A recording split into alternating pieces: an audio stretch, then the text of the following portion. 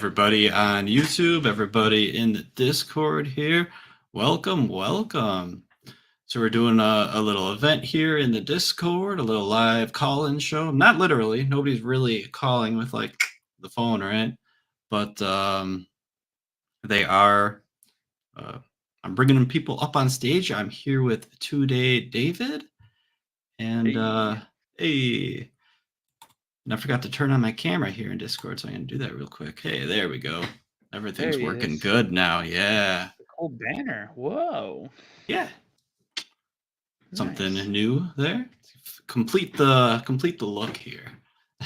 You're officially a streamer now, I think. Am I? Is it official?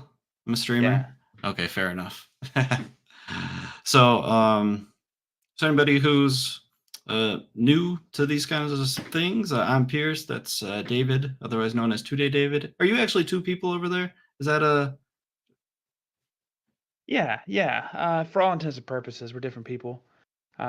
Some people say we sound alike, and we get mistaken for each other a lot, but we are different people. Gotcha. Fair enough. And we got... so what we're going to be doing here is we're practicing a little street epistemology. For those who are not familiar with street epistemology, it's a dialectic. So it's a way of having a conversation about beliefs. So basically, we'll invite you up onto stage to talk about something that you believe is true. The question of the day, I guess, is what do you wish others believed also? So what do you think is true that you also wish other people believed was true? And we'll talk about that, talk about the reasons you have for belief, if those reasons are satisfactory to your own standards, and we'll have a lot of fun. Nice. And he said, and there's no audio on you. Funky. Okay, It's good now. It's good now? Okay, cool. All right. So yeah. To use, if anybody wants to come up on stage, you can use the raise hand feature, and we can chat about whatever you wish others believed is true. Looks like we might have one request here. We got a taker.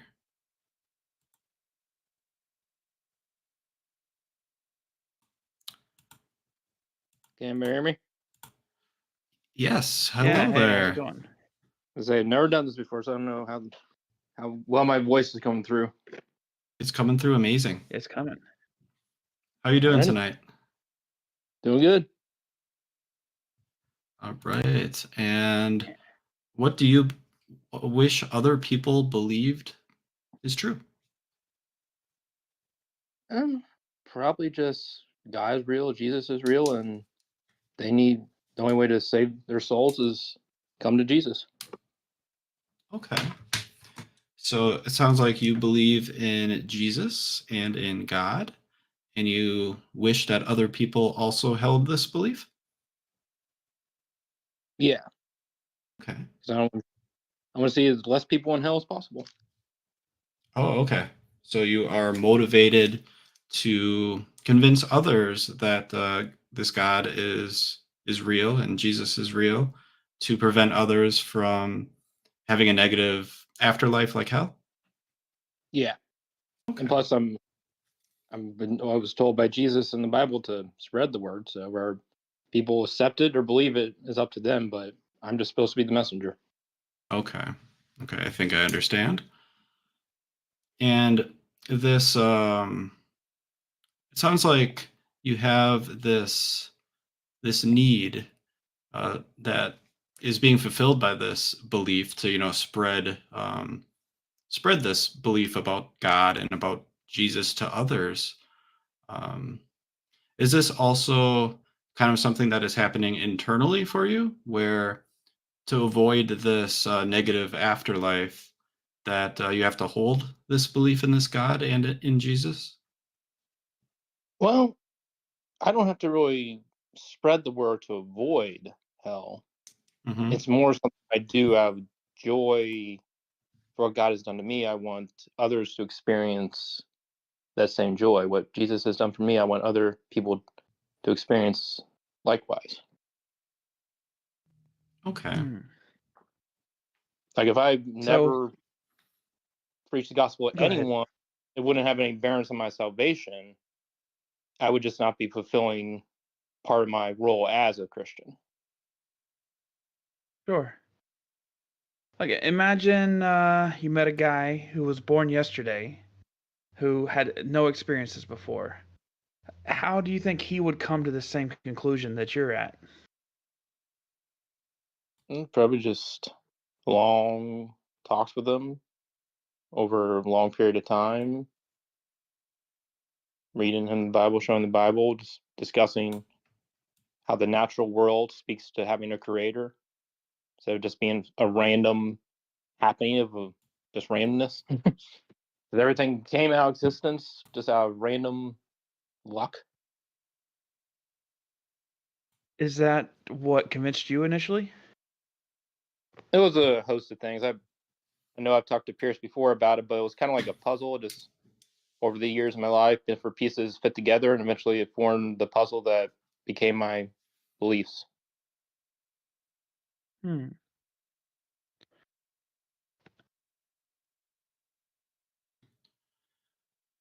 Pierce, can you kick in for a second? I gotta grab sure. something. Sorry. So yeah, I know we've talked before. I think I recognize your voice. I don't recognize the username, and plus I'm in streamer mode, so I can't see all of it. It's Andrew Dowd. If you remember that name. Oh yes. That is exactly who I thought it was. Good to talk to you, Andrew. Good to talk to you. I'd like to try a thought experiment. It's very similar to the one David just ran you through, but it's my version. Me and David, we're a lot alike. So imagine that there's an alien. His name's Alan.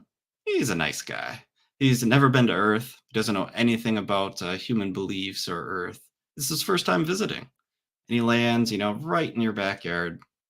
And he hears us talking about Jesus and God. And he wants to know if it is true or if it is false.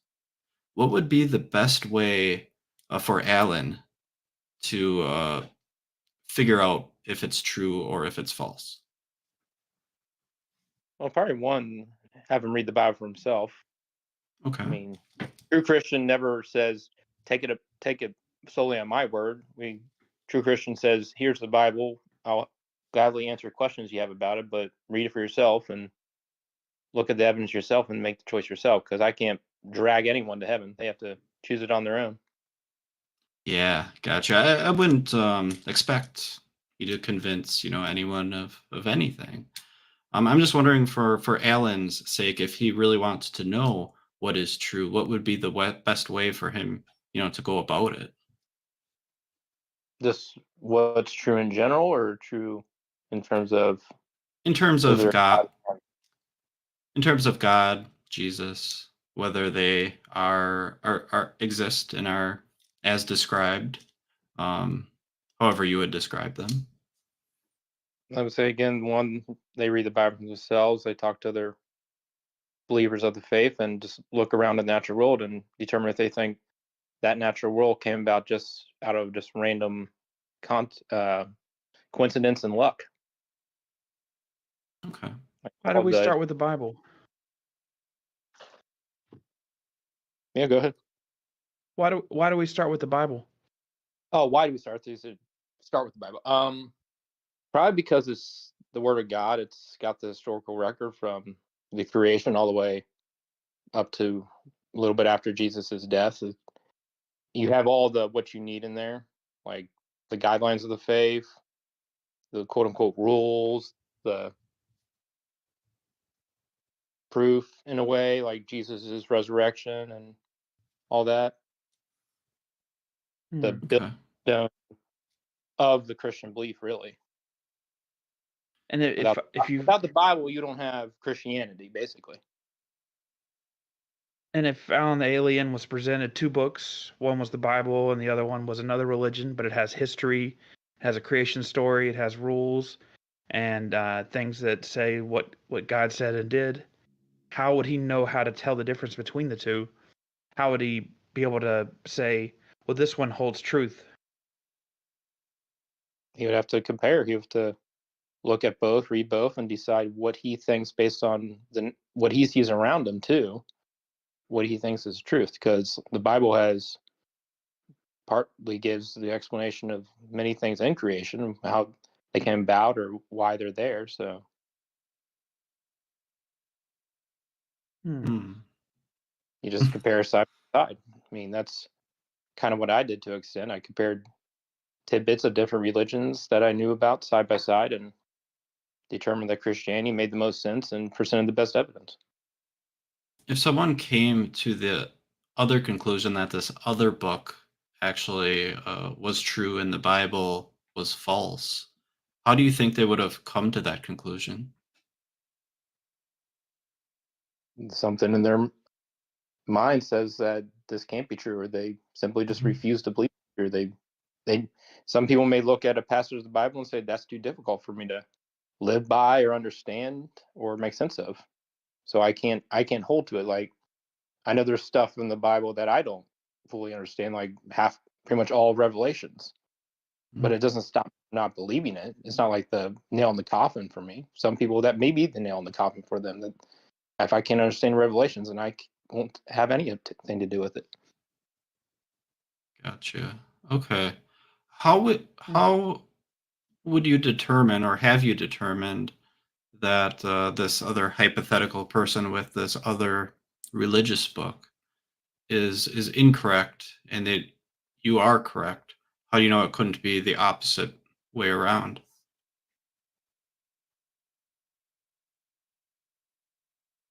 I know because I truly believe it's true, just as I truly believe the Earth is round or any other truths like that. Is it possible for them to truly believe in their book? Yeah, there are Okay. plenty of people who believe the Earth is still flat. So it's possible for anybody to believe anything. Yeah. And when it comes to the afterlife, only one person has it right, and I'm saying Yeah. I have it right. For this other hypothetical person in their holy book, and they truly believe that it is that they have the truth, should they be highly confident that they are correct? I would say, yeah, if you're going to stake your life on something, you should truly believe it's true. Even though, you're saying they're mistaken, so they should be highly confident, even though you think that they're mistaken. I think if you're going to believe something, you should at least have confidence in it. Because if you don't have confidence in it, then you truly believe it, or you're just you're just like the shifting sands. You have no foundation. Hmm. You could have the wrong foundation. I mean, look at the world today. We got different truths flying around: your truth, our truth, my truth. We've lost sense of really truth in general because we can't even agree on simple things anymore. So Okay. we can't even agree on human biology anymore. So I mean, It sounds to me like truth is something that is really important to you. it's to me one of the most important things about the world, really. Because if Okay. we don't have truth, then we don't have a solid truth, then everything devolves into chaos. Okay. So if the other people are very confident that they've found the truth and they've come to different conclusions than you, you feel as though they can reflect and find out what they're wrong about and understand better. Is there a way that you could find out you're wrong if you were in this situation? I think the only way I would figure out I was wrong. Are we just talking about my beliefs, or Um, just in general? Tell me what you thought about when I said that, and then I'll tell you what I meant. I'm curious to know your reaction. I mean, I don't know if you're talking in general my faith. As far as my faith goes, I mean, the only thing that would prove me wrong is me dying and there's nothing there. I 100% don't believe that that would be the case, but that'd be the only way mean, really. As far as in general, if you've shown me enough evidence that points to the contrary, then I guess I could be wrong. But when it comes to What the kind of afterlife, the only people that know for certain what's out there is the people that died, and we can't go ask them. So hmm. If you knew now before you died, how would it affect your life? If it was the other way. you have to explain that one a little more. So if your belief turned out to be incorrect and you found out before you died, how would that affect your life?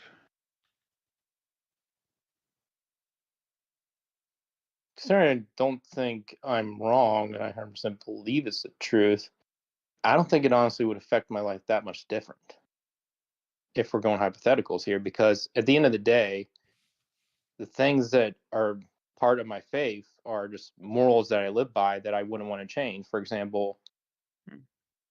one moral of my faith is wait to have sex till you're married. If I found out I didn't need to subscribe to that, I would still subscribe to that because I don't want to go sleep around with 100 women and get a bunch of STDs. Do you feel So there's like a practical aspect to the practices of your belief? So since you can't prove one way or the other, you think this is just kind of a net positive? I guess you could call it that. Hmm. If this hypothetical other person in the other religion we were talking about earlier, if they said a similar thing that their religion gave them a good sense of uh, guides to live by, good virtues, they felt it was practical, and even if it was wrong, they still feel it's the best way of life.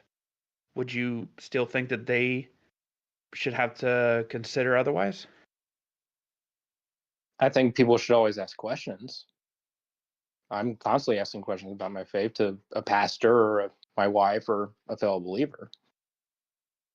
Yeah, and And you're you, on Discord talking to people about it. I mean, that's commendable too. I mean, for growth in any way. If you and it, found, sorry, it go ahead. depends on what faith teaches. I mean, for example, if they're if they're holding on to something like the Aztec faith that practice human sacrifice, then I would say they need to get away from that. That's an unhealthy belief system. I agree. Me too. Hmm. What were you gonna say, Pierce? If Andrew, if you found out that your belief was untrue, I don't know how you could make that determination, but let's hypothetically say that you did make that determination. How would that make you feel? I don't think it would make me feel any anything different, really. Because, like I said, the morals that I subscribe to wouldn't change. The most of how I live my life, really, pretty much all of how I live my life, wouldn't change. Okay. Like, for example, the Ten Commandments that everyone kind of knows about, whether they're atheist or Christian, I would still try to live by 90% of those because I feel like they're a good way to live life and a good way to have a productive life and a happy life. Okay. What would it take to change like the way you live your life? What could you learn that would make you live a little differently?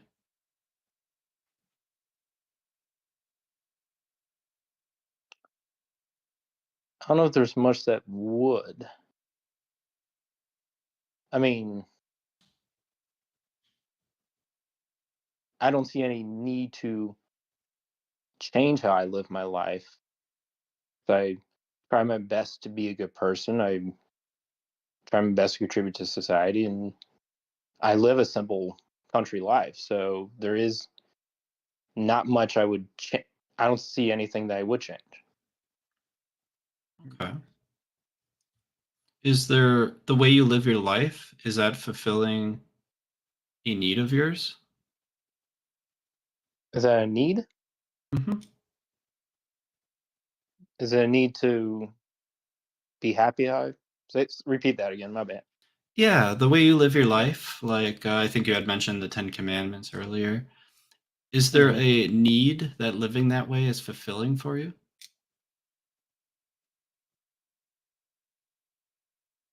I'm being fulfilled in the sense that God has blessed me so abundantly that when I do right by Him, I'm away giving back to Him. Like, none of my good deeds could ever amount to what Jesus did on the cross for me. Like no amount of good deeds could bring me enough goodness to God that I could be saved by those deeds alone.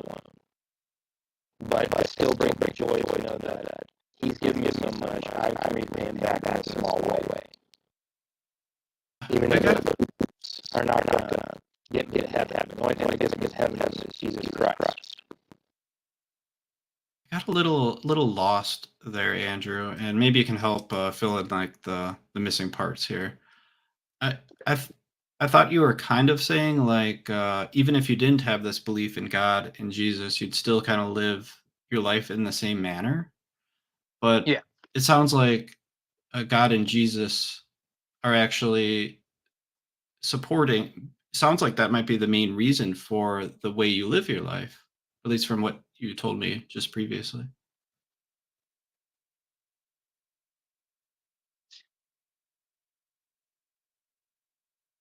I mean, the main reason I live life out it is because, like, Jesus is the foundation stone for how I live my life. I try to mirror how He lived. I try to live as He lived. It's impossible because He lived a perfect life, but I try to mirror my life as much as possible to that, simply because it's the right thing to do, in my view. Okay. I sense a little hesitation in your voice. Are you doing okay? Yeah, I was just a little confused by that one. Okay. So the practicality of the stuff is important to you, but I mean, you're also making the claim that there is good and bad things that are happening to people that are from a God. You're making the claim that people the truth of that you're describing comes from the Bible, and you're saying Bible and the that natural around me. and the natural. Yeah, because even the Bible says, just look at creation, you can see God in it. And it talks about how people could come to the conclusion about God, even though there was no Jesus, there was no written word. You just look at creation. Creation speaks to a maker, some kind of higher power maker that made all this. How do you get from a maker to Jesus? That's where the Bible comes in. Because So even Genesis says, in beginning the Word was with God, and the Word was God, and we take that to mean that's mentioning Jesus before Jesus even mentioned in the New Testament. if I so the Bible has claims in it. It makes some claims on how the world started. It makes some claims on some history. It also makes some supernatural claims, things that aren't easy to verify historically. Like I think the main premise is, Jesus rising from the dead. How do you verify something that is supernatural?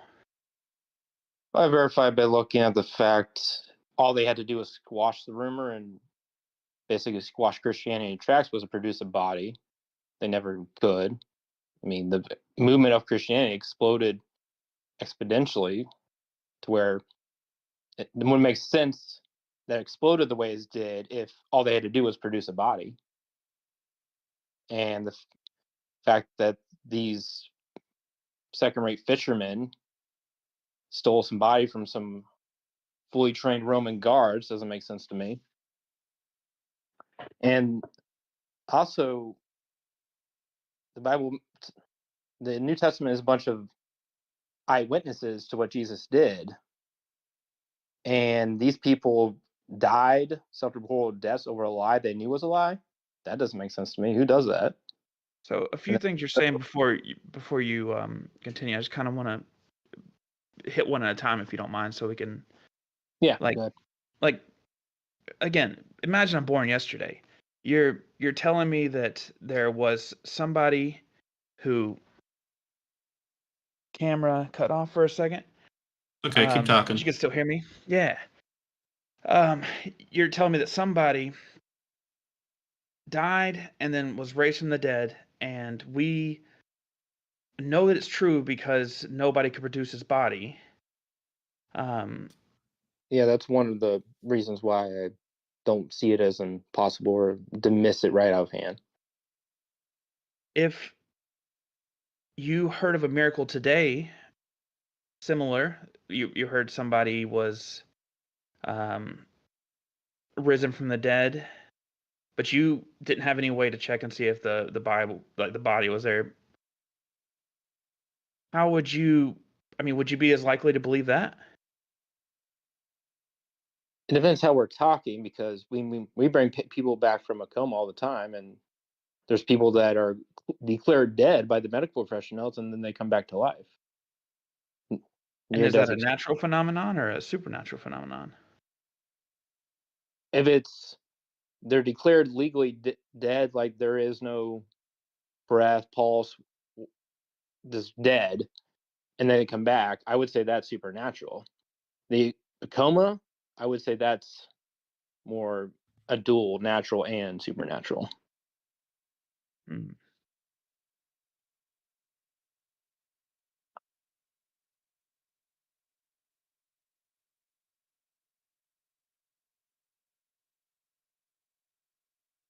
Yeah, the Bible says, I mean, go ask these people when they talks about Jesus' resurrection. They go ask the brother of Jesus, James, who didn't believe in Jesus, and Jesus appeared to him, and now he's a believer. Go ask him. And they also have the first witnesses for Jesus' resurrection be women.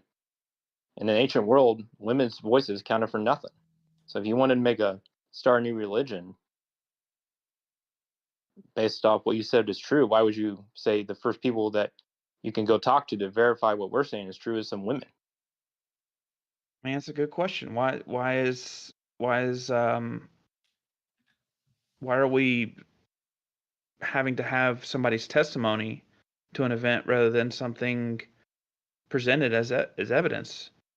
I mean, that is evidence being presented. Obviously, I can't go and talk to people now, but the fact Would that you? they're saying this is to back up our claim, try us. They're basically saying try us back then, and they still managed to create a worldwide religion, a new movement. If there was another religious movement that grew rapidly, that made miracle claims, such as the moon splitting in half or something, or flying animals, or miracles in that nature, would that be something that would convince you that maybe this is another revelation from God? I wouldn't. I'd be very wary, simply because because I believe in God, all good, perfect being, perfectly holy, all that. I also believe in the devil, who's the flip side of God, and the devil and his minions can influence things on earth to a degree. I mean, that's what the whole book of Job is about. The devil going to God saying, "This guy's only praising you because you've given him so much. Watch, take everything away from him, and then he'll curse you." And God's like, "All right, we'll try it. I'm going to prove you wrong, but we'll try it, because the devil isn't all knowing, God is." So he allowed the devil to inflict supernatural stuff on Job just to prove the devil wrong.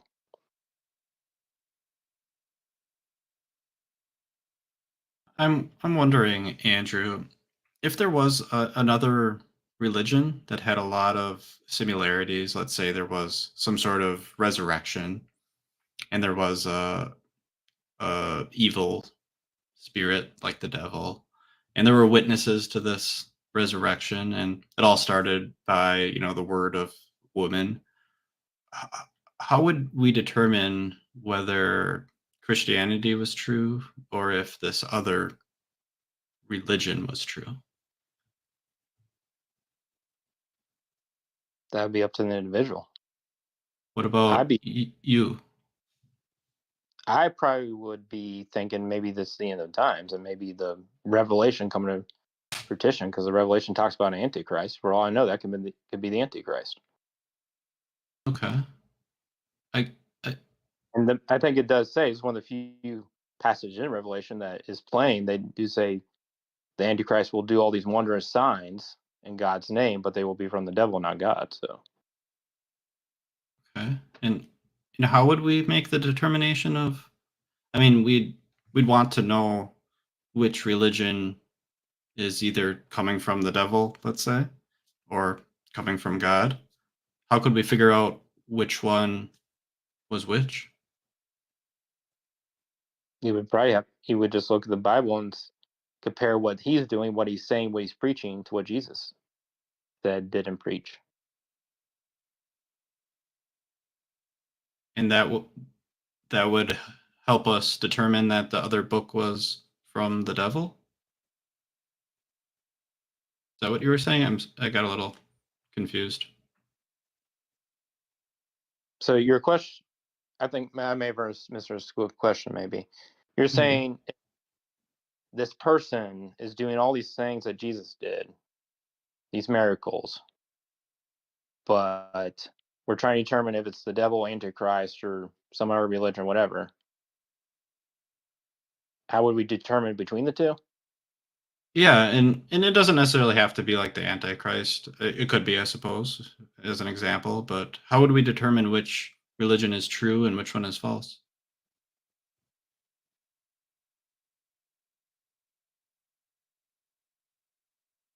I think it would be an individual basis, case by case, individual basis. It falls on the person to determine that in What all would reality. like I think all three of us here up on stage, I think we all value truth and we want to know what is true. I see David shaking his head. Yes. Um, for us having all this in common, what's the best way for us to figure out which one of those is true and which one would be false?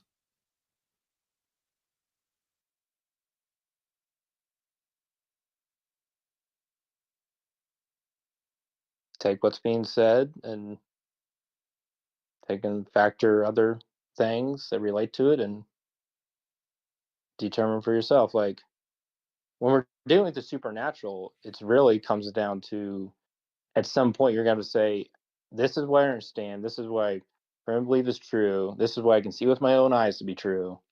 And this other stuff, I'm gonna have to take that on faith. Is You sh- go ahead. With regards to faith, what exactly do you mean by faith? I mean, like I said, for example, Revelations, 99% of that book, I have no clue what they're talking about. For all I know, everything in it could be just be a metaphor for something. Like I don't even try to explain it to people as a Christian because I don't understand really any of it.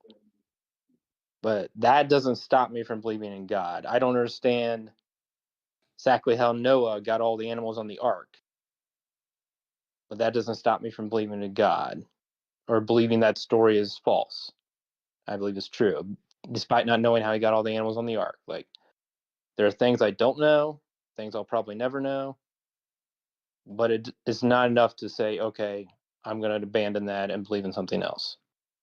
That is where the faith comes in. If you don't mind me paraphrasing real quick, I think how you are using the word based off what you told me, correct me if I'm wrong, sounds like you're using it as a way to believe things that you don't know necessarily to a high degree of certainty are true, but you're using it to believe anyway. Is Is that kind of what you were saying? No, I'm saying Okay. there are certain things I don't know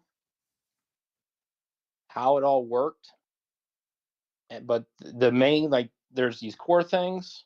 I think I talked to you, Pierce, one time about this. These are core things that I believe that are not budging on, that I believe are 100% true. And as you get further out, there are some things I don't know, things I don't get, but the core belief remains the same. Okay. So it sounds like And if, faith isn't really a big factor in the way you have determined truth. It's more like just the details are unknown. yeah, yeah, you can say it that way. Like, the way I determine truth is I look around what I see, and what I can read, what I can hear, I can listen to, and I compile it all together and say, based on all this, this is what I believe. I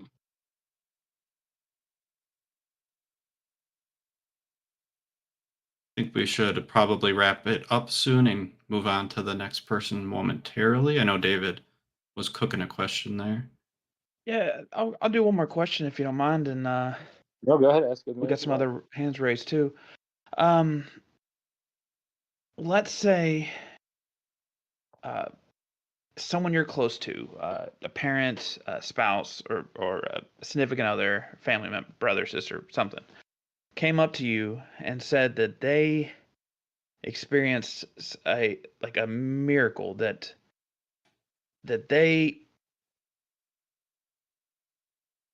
were, I don't know, pick your miracle, raised from the dead or something. But they said, and it was occurred to them that it was another God. What could they tell you for you to come to the conclusion that that that miracle actually happened, that what they're saying is true?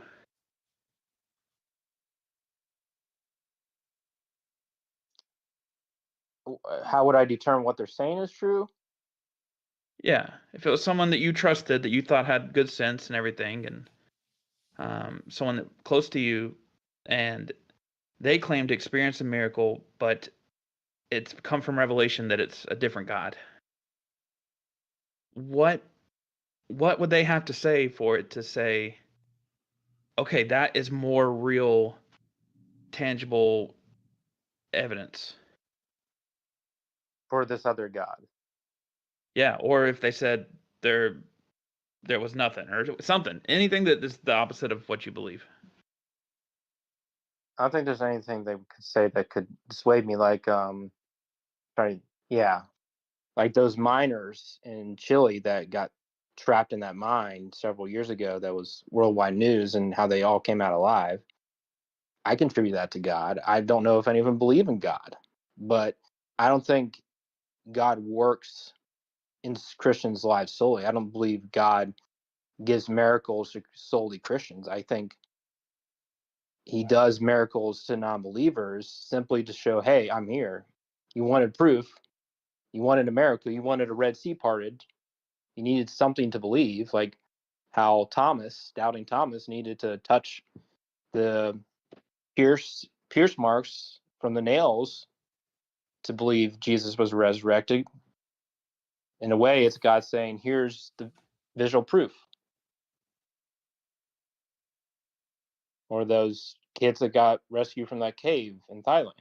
Just when you hear stories on the news of things that all the odds said this shouldn't have happened, or some of these people should have died, but yet they've all walked out without a scratch, or they all lived. I contribute that to God, showing the world a miracle that are, for a world that's crying out, show me something. I need to see to believe. So God's like, here. What would do you have a second best explanation of that? I mean, what would be the second best explanation of why those things happened? I don't have an explanation. That is my explanation because, like I said, when the odds say, like when you do like a calculation of all the odds, you're like, There's no way. People use that phrase all the time. You beat the odds. You're basically saying there's no way you should have walked away from that without a scratch, alive, whatever. Yet you have. I can't think of any other explanation.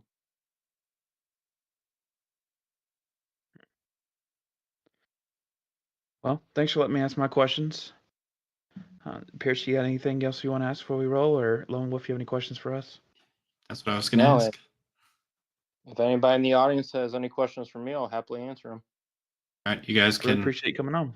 hash that out in the chat if you'd like, and we will move on to the next caller. Happy to come back on to answer any questions from the audience.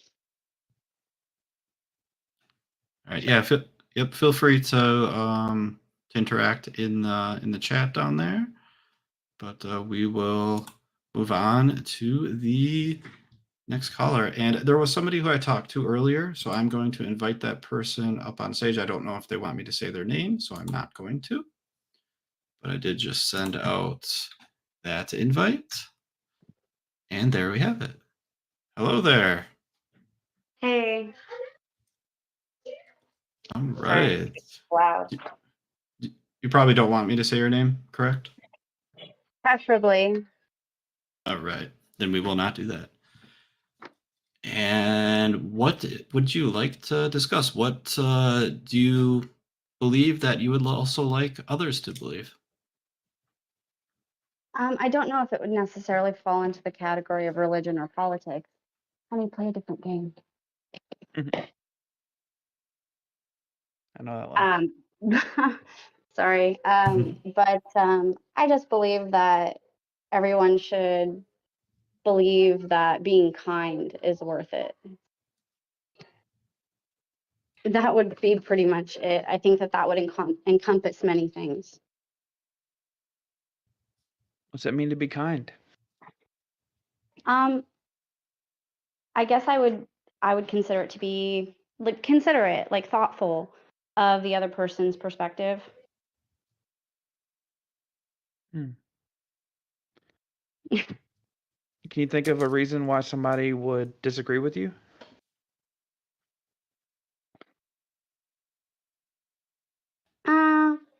I mean, if someone's being an a-hole to you, you might not necessarily want to be kind to them, and they might deserve your kindness. So then what do you mean by worth it? Do you feel also that if somebody's being an a-hole to you that they don't deserve your kindness, or? I try generally to be kind. And then like, yes, if I feel that it's not going anywhere, I'm not going to waste my time, but I'm not going to go out of my way to be an a-hole about it. Are there any exceptions, or is this kind of a all-time, all-day thing? I mean, I could think of a few exceptions in my life, but you know, like if my life was in danger, I'm not going to be kind to that person, you know. But I think that like a lot of the times when I see people like get up and talk about what they believe, that's a hard thing to do. And you know, not everyone is necessarily kind in response. And I think that if everybody is calm and kind, it's hard to change minds, and it's hard to form new opinions and gather information if you are going in not being understanding or kind to the person speaking. Then it's just an argument and no one learns anything. No one can grow. What led you to that conclusion? How did you go from? Did you always believe this, or did something change your mind? I guess just my own experiences, just in obviously arguments myself and watching other people argue. So you're saying, practically speaking, if you're wanting to convince somebody of something, you think kindness is a better motivator? Yeah, definitely. Because I mean, everybody comes from, you know, everybody learns differently, and everybody comes from different upbringing. And so, like, when I see, like, for instance, atheists and Christians in a conversation, not here, I haven't seen it really as much here, but I think that they both are looking at the same argument, but they're looking at it from two completely different standpoints, and they're arguing on two completely different levels. And a lot of the times it's hard to get the other person to consider like each other's perspective or where they're coming from, or if that makes sense. It's hard to explain because, oh, I'm totally butchering that. I think I know what you're saying. Let me kind of repeat back what I think I'm hearing, and you can tell me if I'm understanding correctly. So it sounds like you're saying that if you're unkind, if you're rude, if you're mean, or anything like that, that kind of gets in the way of the communication. And that Yeah. okay. So if you're Because kind and aren't rude or mean, then that hindrance isn't there. So there's a better likelihood that some effective communication can occur. absolutely, that's what I'm saying. Oh, okay. There was a conference. I got one more question.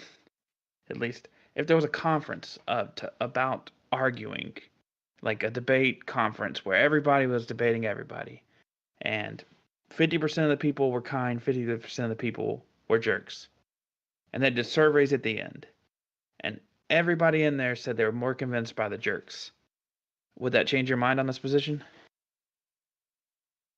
I would be curious as to how the conversation went.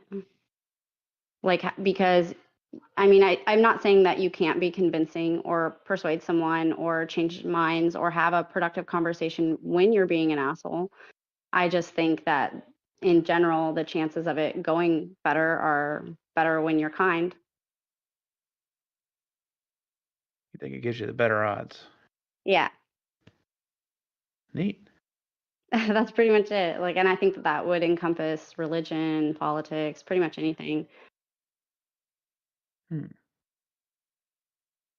I like it. I kind of agree with that. I think the odds are better for more deeply held beliefs. Yeah. I think people can be kind of bullied into changing their mind on simple things, but things that aren't as rooted to them, it's not ethical in my opinion, but it's probably likely. But anyways, that's just my take. Yeah, I think I would agree with David there. I think your odds are a lot higher if you're cordial rather than being uncordial. I think if you're uncordial, you might sometimes even drive people, farther into your belief. Yeah. I do have one last question. Sure. What could convince you? What could you learn or discover that would lead you to believe that you were mistaken, that you were wrong? I guess in the same way that I formed this opinion would be the exact way to change it. And that would just be by watching conversations, being in conversations, like my own experience. Okay. Is this opinion, this claim with that you have some degree of confidence in, is it formed mostly off of your own kind of reaction to these conversations or the reaction of others? I would say both. Okay. I would say both because if you have two people screaming at each other from on different like sides of the argument, a lot of the times I just see them walking away and they're both just very focused on how they're feeling and not really on the facts because they're very heated and emotional. And so I think that the more considerate that you are, the less emotional it gets, and you can focus more on actual facts. Okay. If you were to learn that when things got heated, maybe they didn't always express that they were changing their mind, but maybe like later on in the day or the next month or whatever, that they actually were like, that person really made a lot of sense. If you learned that happened quite frequently, would you end up switching sides and, believing being uncordial was the way to go? Mm, I don't. That's hard. I would definitely.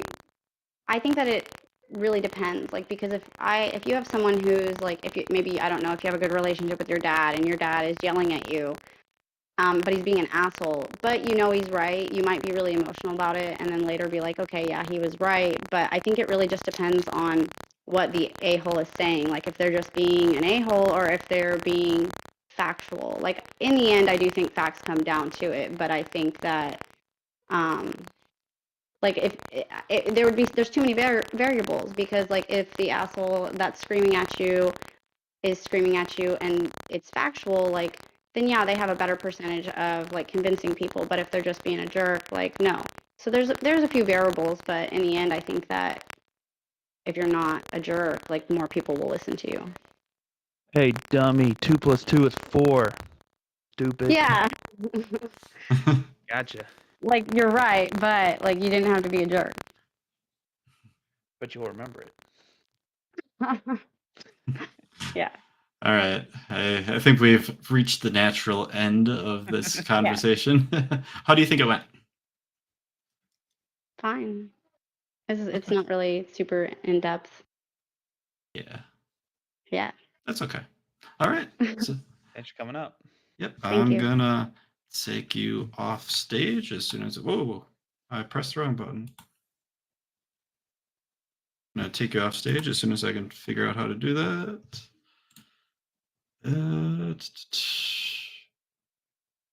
There we go. All right. Let's see. We'll bring someone else up on stage. I'm trying to go in chronological order of who had their hand up first. I think it was this person. So I'm gonna bring them up on stage. At least I'm gonna try to. Why, hello there. Hello. I don't think I was the person with my hand up. I think it was either Luke or Chase Avior who Oh. had their hands up before me, just to notify. Oh, okay. Well, we already got you up here, so All right. perhaps we should Yeah, go all with right. it. Yeah. Okay.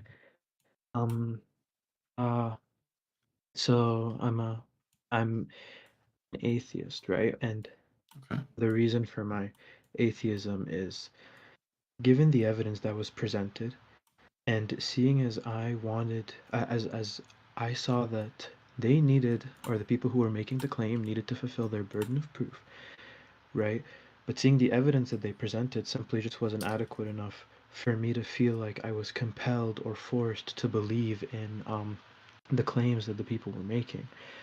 So I think what I wish others believed too, I wish others had a higher epistemological standard, because I feel like it would result in much more skepticism and critical thinking, because I know when it comes to these types of things, usually your critical thinking kind of turns off and you tend to think in all kinds of directions, and I think that would breed irrational belief sometimes. So I would wish that people would have a higher standard for the evidence that they're presented.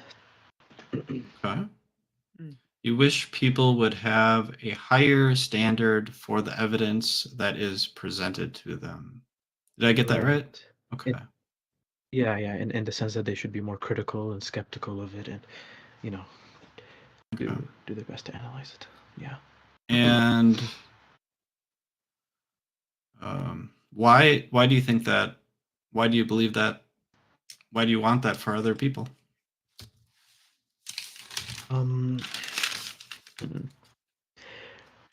I mean, I think that, why would I want it for other people? Mhm. I think that if people just naturally developed better critical thinking skills and applied them in these kinds of scenarios, there would probably we would probably be able to kind of, resolve a lot more of the problems in our world, because a lot of people don't really use their brain when they think, and a lot of rash and stupid decisions are made. So I Okay. think people should really focus on improving their critical thinking skills in that regard. And I mean, like, uh, I think like a really good example that I would probably point out for this are like, and I don't really want to like generalize people, right? But I would say that the best example of this are kind of like religious extremists, right? Because a trend that I would see, and like I said, I really don't want to generalize, right? Is because they would end up delving so far into the rabbit hole, right? And it kind of like it isolates them and they end up getting alienated towards other people and sometimes it kind of becomes hostile. So I don't know. I genuinely feel like if the critical thinking standard was improved and they were able to look at what caused them to be that way and evaluate it with a different standard, then things could definitely be different. Okay. So kind of how they interact with other people? Is that kind of what you're... Yeah, Okay, yeah, yeah. gotcha. Hmm.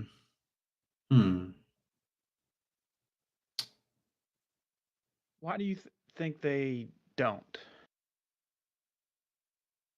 Um, I I don't think they do because when it comes to these beliefs, I think that, well, a couple reasons is when it comes to the supernatural and when it comes to a consequence, especially like hell and the fear that would breed, I think our critical thinking receptors or the part of our brain that allow us to think more critically just ends up like shutting off completely, you know, like we're just like we can't think straight because we're so afraid and we'd rather we'd rather try to avert the worst possible scenario, right?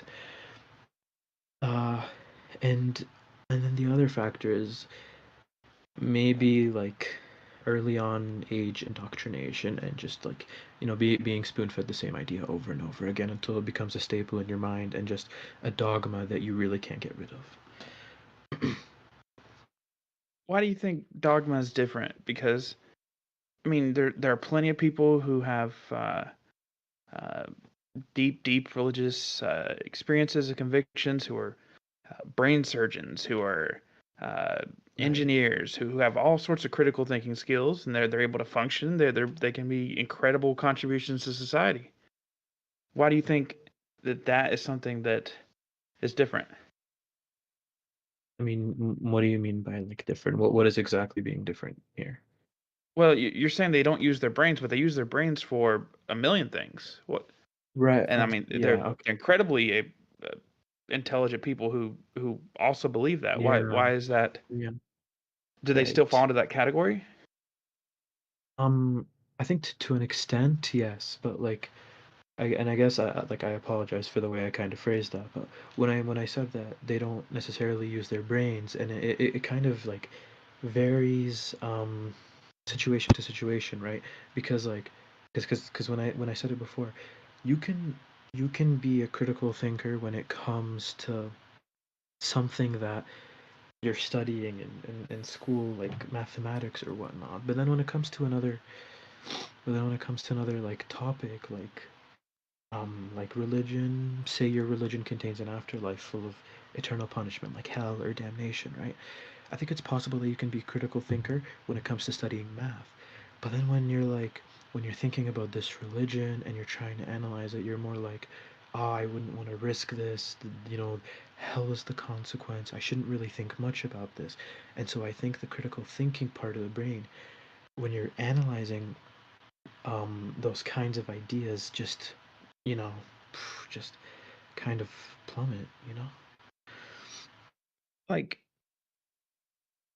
imagine we got two people, one who's like a successful, I don't know, engineer or something, but he's a theist, and then you have a guy who um, is does nothing all day except for host call-in shows, and he's just an atheist and doesn't know anything. He's dumb.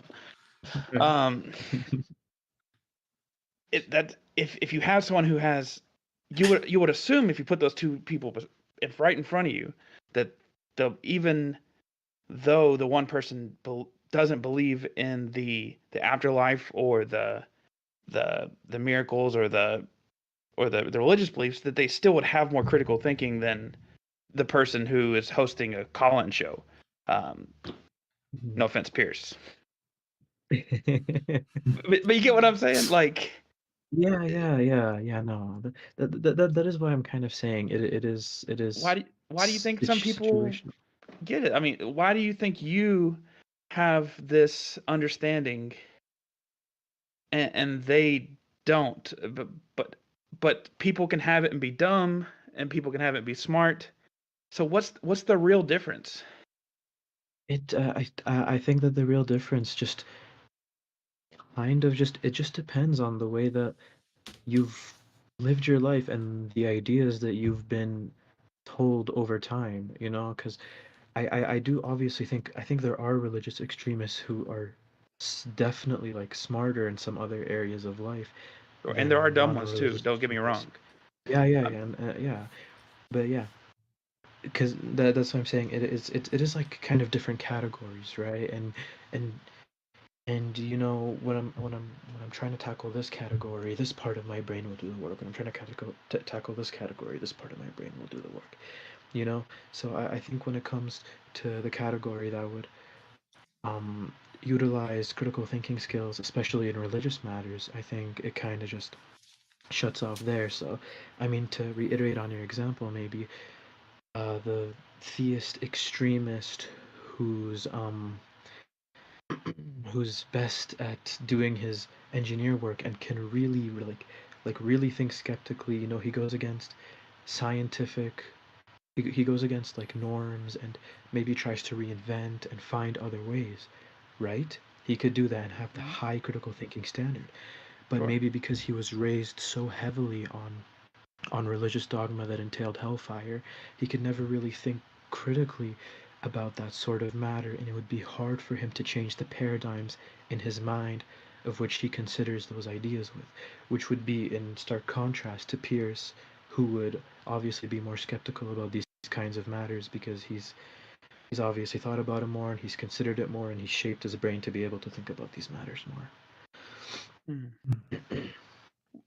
What do you think helps, like, people who grew up with it, who were uh, brought up with it all their childhood, and they left when they were adults?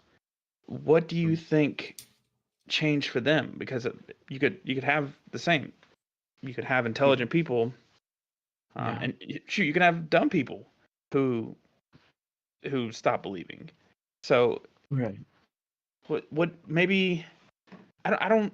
What I'm saying is, how do we know that critical thinking is the thing that moves people to the next step that you're looking for?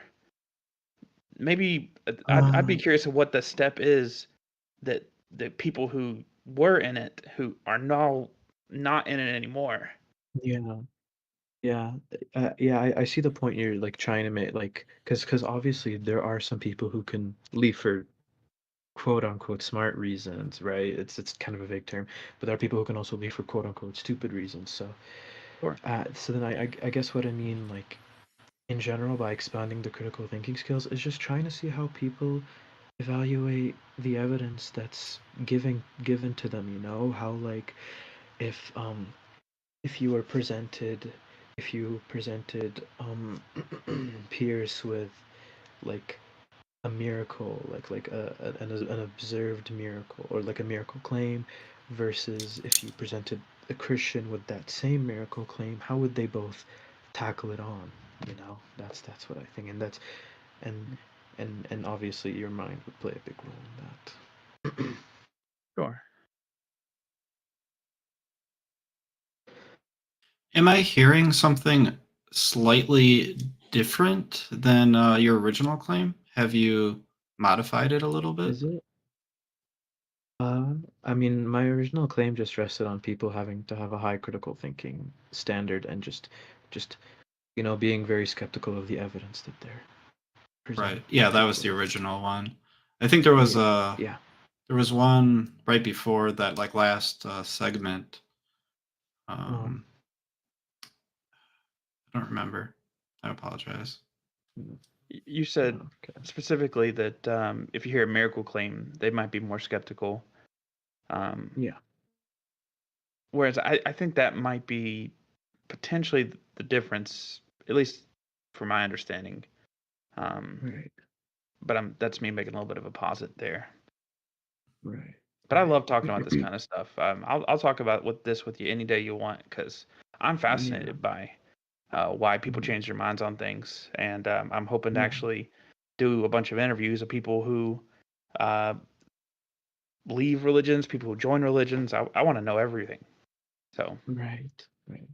Yeah. Are you familiar with street epistemology? Not really. That term is kind of foreign to me. Okay, I think you would really, really enjoy it a lot. I think, yeah, man, oh man. If you want to go to, there's streetepistemology.com is a great resource. Also, the course to learn street epistemology is navigatingbeliefs.com.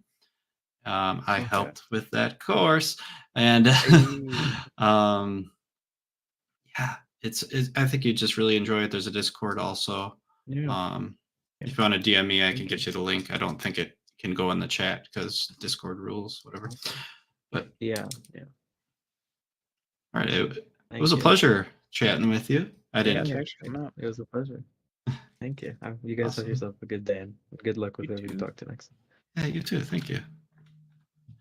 All right. I think Chase had his hand up next, and then Luke will bring Chase up on stage.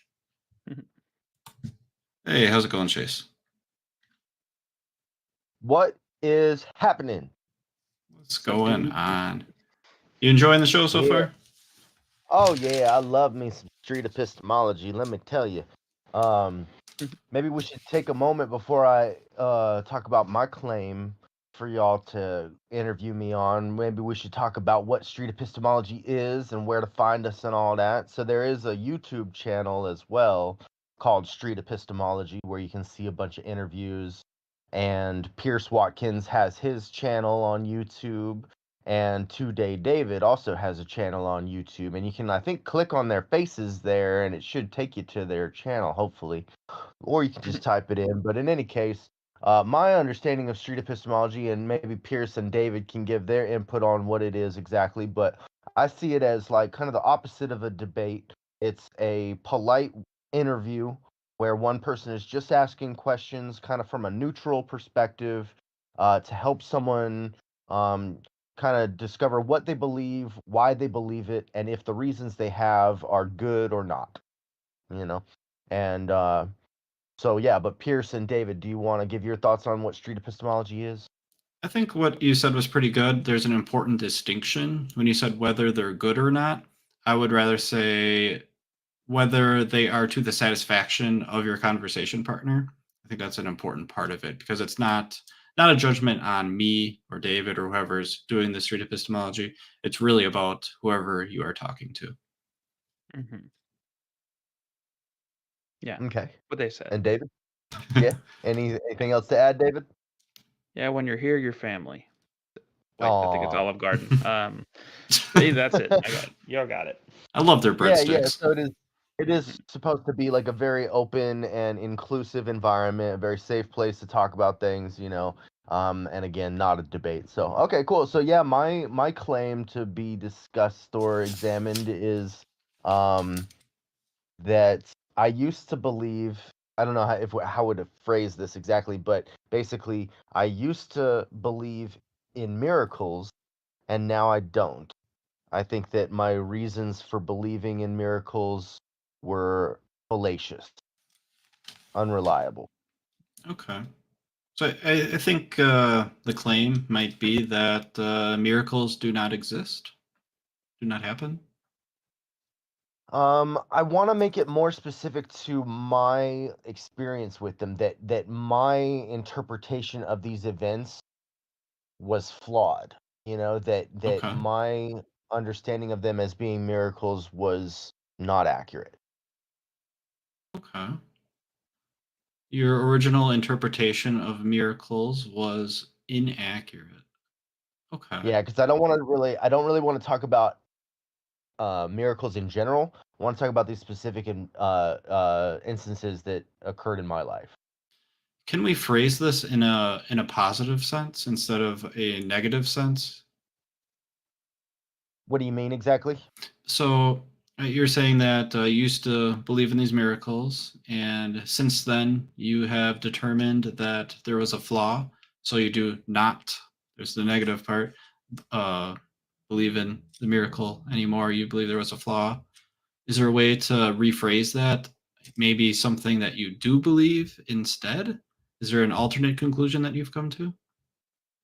That I guess I do believe that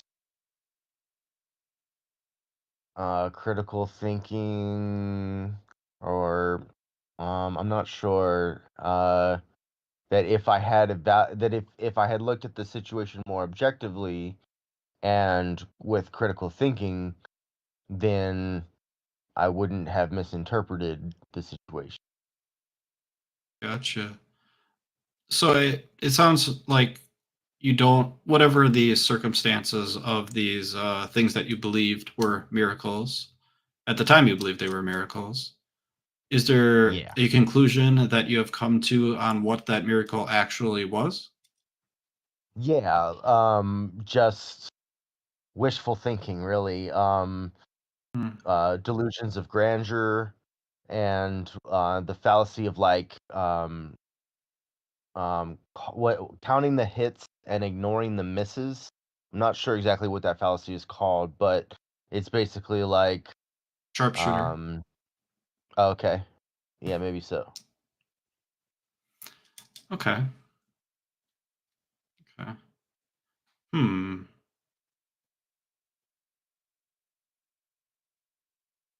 I guess so. Like, there was this thing that occurred. You had believed that it was a miracle. What would you call that now? Like, if you had to put a phrase or a couple words, to it, what would you describe it Fallacious, as? Well, fallacious reason. that'd be your reasoning. That would be kind of like how you came to the conclusion that it was a miracle. I'm talking about like the noun, like the so it was a miracle, and now it's a Delusion. um I don't know what okay. to tell you. It's like, I'll hear what you um want. I'll give an example of something that I Okay. might. So let's say that one of my family members was in like a car accident, and it turns out, or nearly in a car accident, but it was a close call, didn't occur. I could say that that was a miracle. Or I could come to the conclusion that it was just a result of uh, human error. Someone Happenstance. drove, human error, or it was a natural Okay. circumstance, I got you. I lightning, got right? Okay. I got you. Yeah, so coincidence. I was Coincidence. misinterpreting coincidence for God talking to me. Okay. Gotcha. I thought God was sending me messages through coincidences that were reaffirming to me that I was on the right path and that God's got my back. It's because I would see like the number 23 randomly throughout the day, like, or to the point where it was, like, man, I'm sure I'm seeing that number a lot. Or like I would say something, some rare phrase that you don't usually hear, and then the radio would say the same thing like right after, and you're like, what the, like, you don't ever hear that, and now you just heard it twice, like an echo. And but it had nothing to do with religion or anything. It was Mm, just spooky, and I attributed it to God, um, and I don't think that was wise.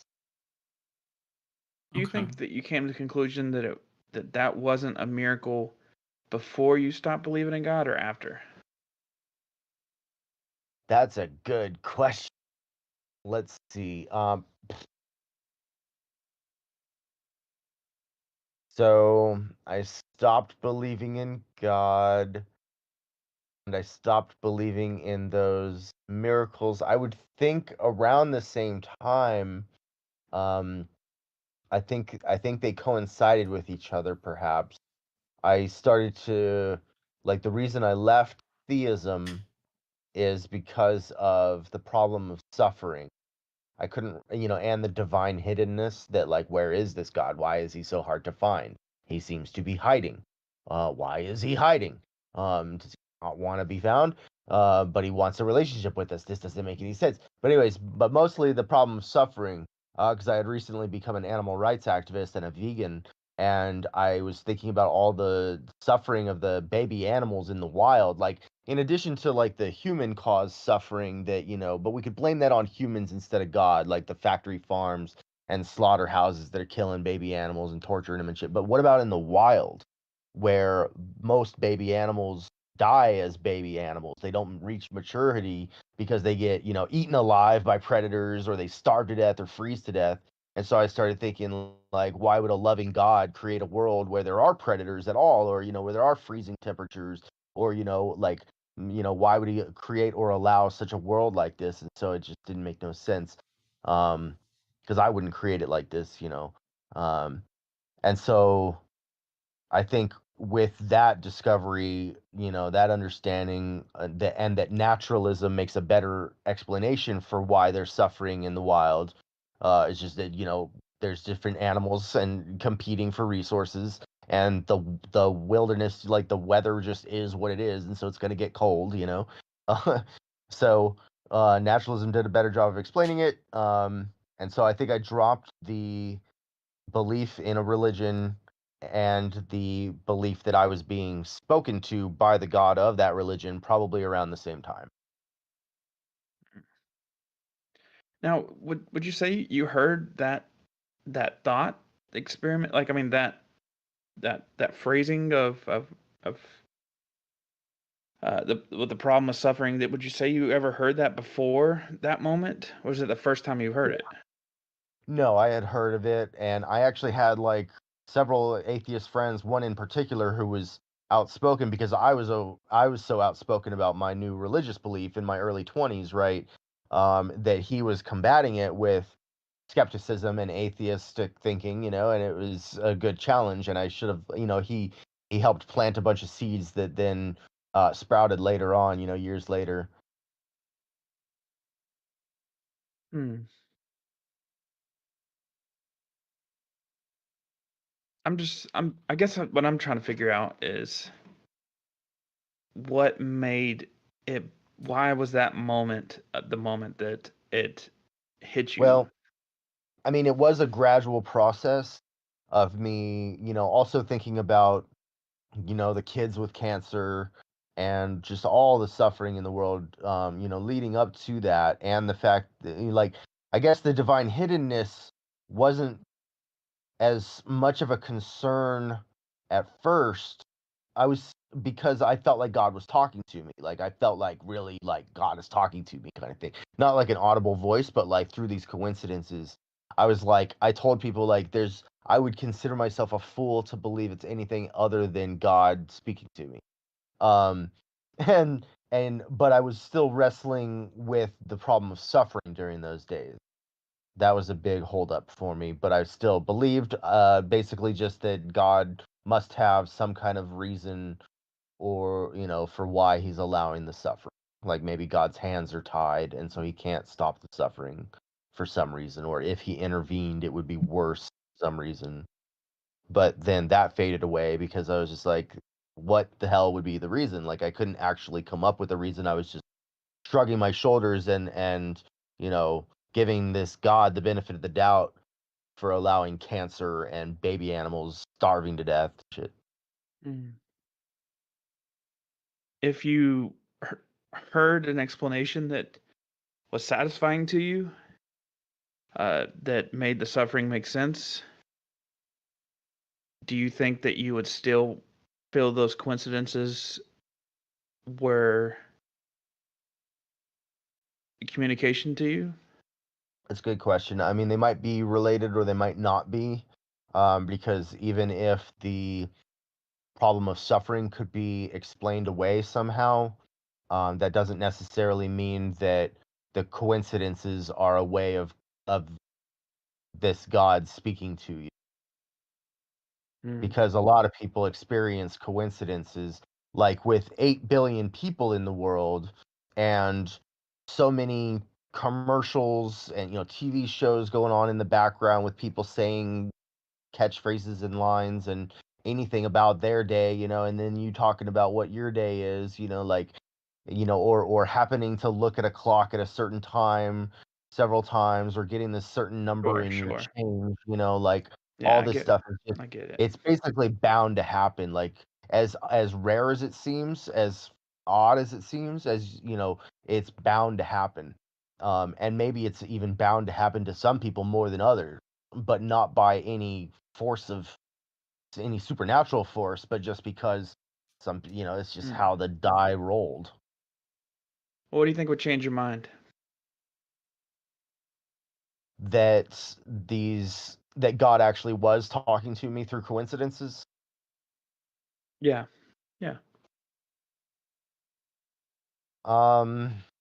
Another good question.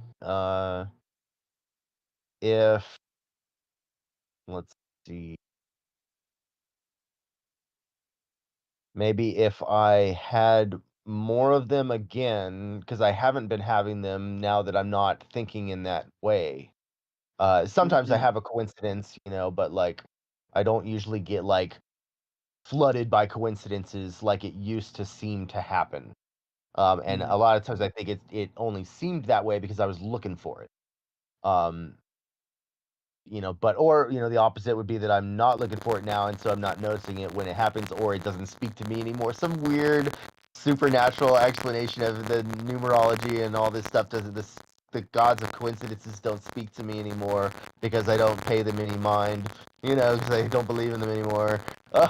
But like, yeah, so like I guess if I were to have a bunch more coincidences and I were to be able to test them somehow and measure them and repeat them and have them verified by other people so that it wasn't all in my head, and if I had like mathematicians and scientists who observed the phenomena and were like, no, that's actually super crazy, like that sounds like some god or demon type stuff, instead of like what we just see with normal coincidences in the world.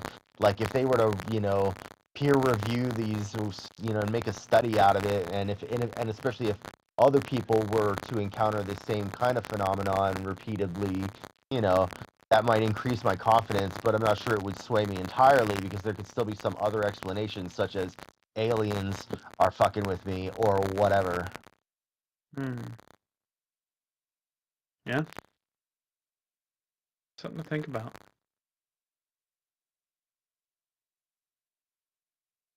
Hey, Pierce, you got any questions?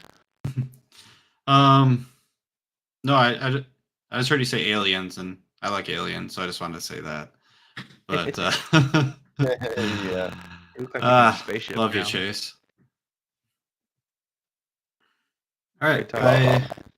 I guess I have one last thing to say, like, about this, and then I can leave you be. Is Sure. like imagine you're going to the ball game, to a baseball game, right, with your friend, and you're like, wouldn't it be cool if I caught the home run ball? Like what would be the odds of that happening? Out of all the people in the crowd, right? And then boom, at the game, it's coming right at you, and you catch the home run ball. What an amazing coincidence that it seemed like you predicted it, and like maybe the gods are in your favor. They wanted you to have the ball, and they wanted you to believe that you had the power to make it come to you and all this just by believing. But actually, like, there were a bunch of people on the way to that game who all turned to their friend and were like, wouldn't it be cool if I caught the home run ball? It was bound to land in somebody's hand. You're not special. My mom told me I was special. Take that back. Okay, you're special. Thank you. All right, fellas. All right. Any closing words? Nothing. 23. Oh, no. Okay, well, before you bring the next person on, I would just remind you to remind the audience of what Street Epistemology is and where to find us. There's the Street Epistemology Discord. And so you can message Pierce. Everybody in the audience can message Pierce or 2-Day David to find out what that link to that, or you can just find it, Street Epistemology on Discord. and come chat with us. There's usually a good amount of people in there. And again, YouTube Street Epistemology, YouTube Pierce Watkins, YouTube 2-Day David. Hell, you could even YouTube me if you want to for some crazy vegan shit. Woo! And thanks for the shout outs. I don't have to say any more. I think I covered it. All right, we'll bring the next victim, participant up on stage. Hey, Luke, what's up? Hello. Hey. How are you doing? Hey, Luke, been good a- to talk to you again. It's been a long time So, since we've talked, Luke. I have the coffee cup here. There Yes. you go. So Yes. we're ready to roll. We have two claims because Chase just pronounced his claim about miracles. I have the one miracles recognized by the Catholic Church are the proof of God, and the other one would be atheists are similar to skeptics. Which one would you prefer to? What was the first one again? Let me put it in the chat so you can have it in by reading the first one, and here is the second one.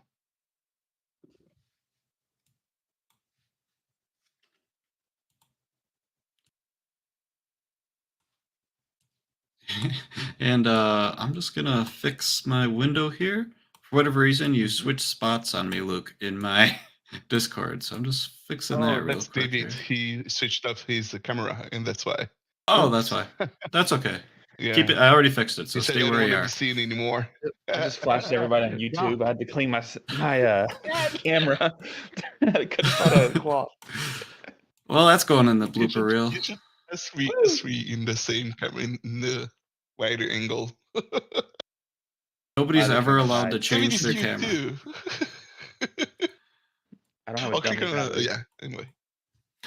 All right. So your claim is miracles, or at least their first one, miracles One of as those two, yeah. as recognized by the Catholic Church are proof of God. I'd like to explore that claim. Yeah. Okay, cool. Okay.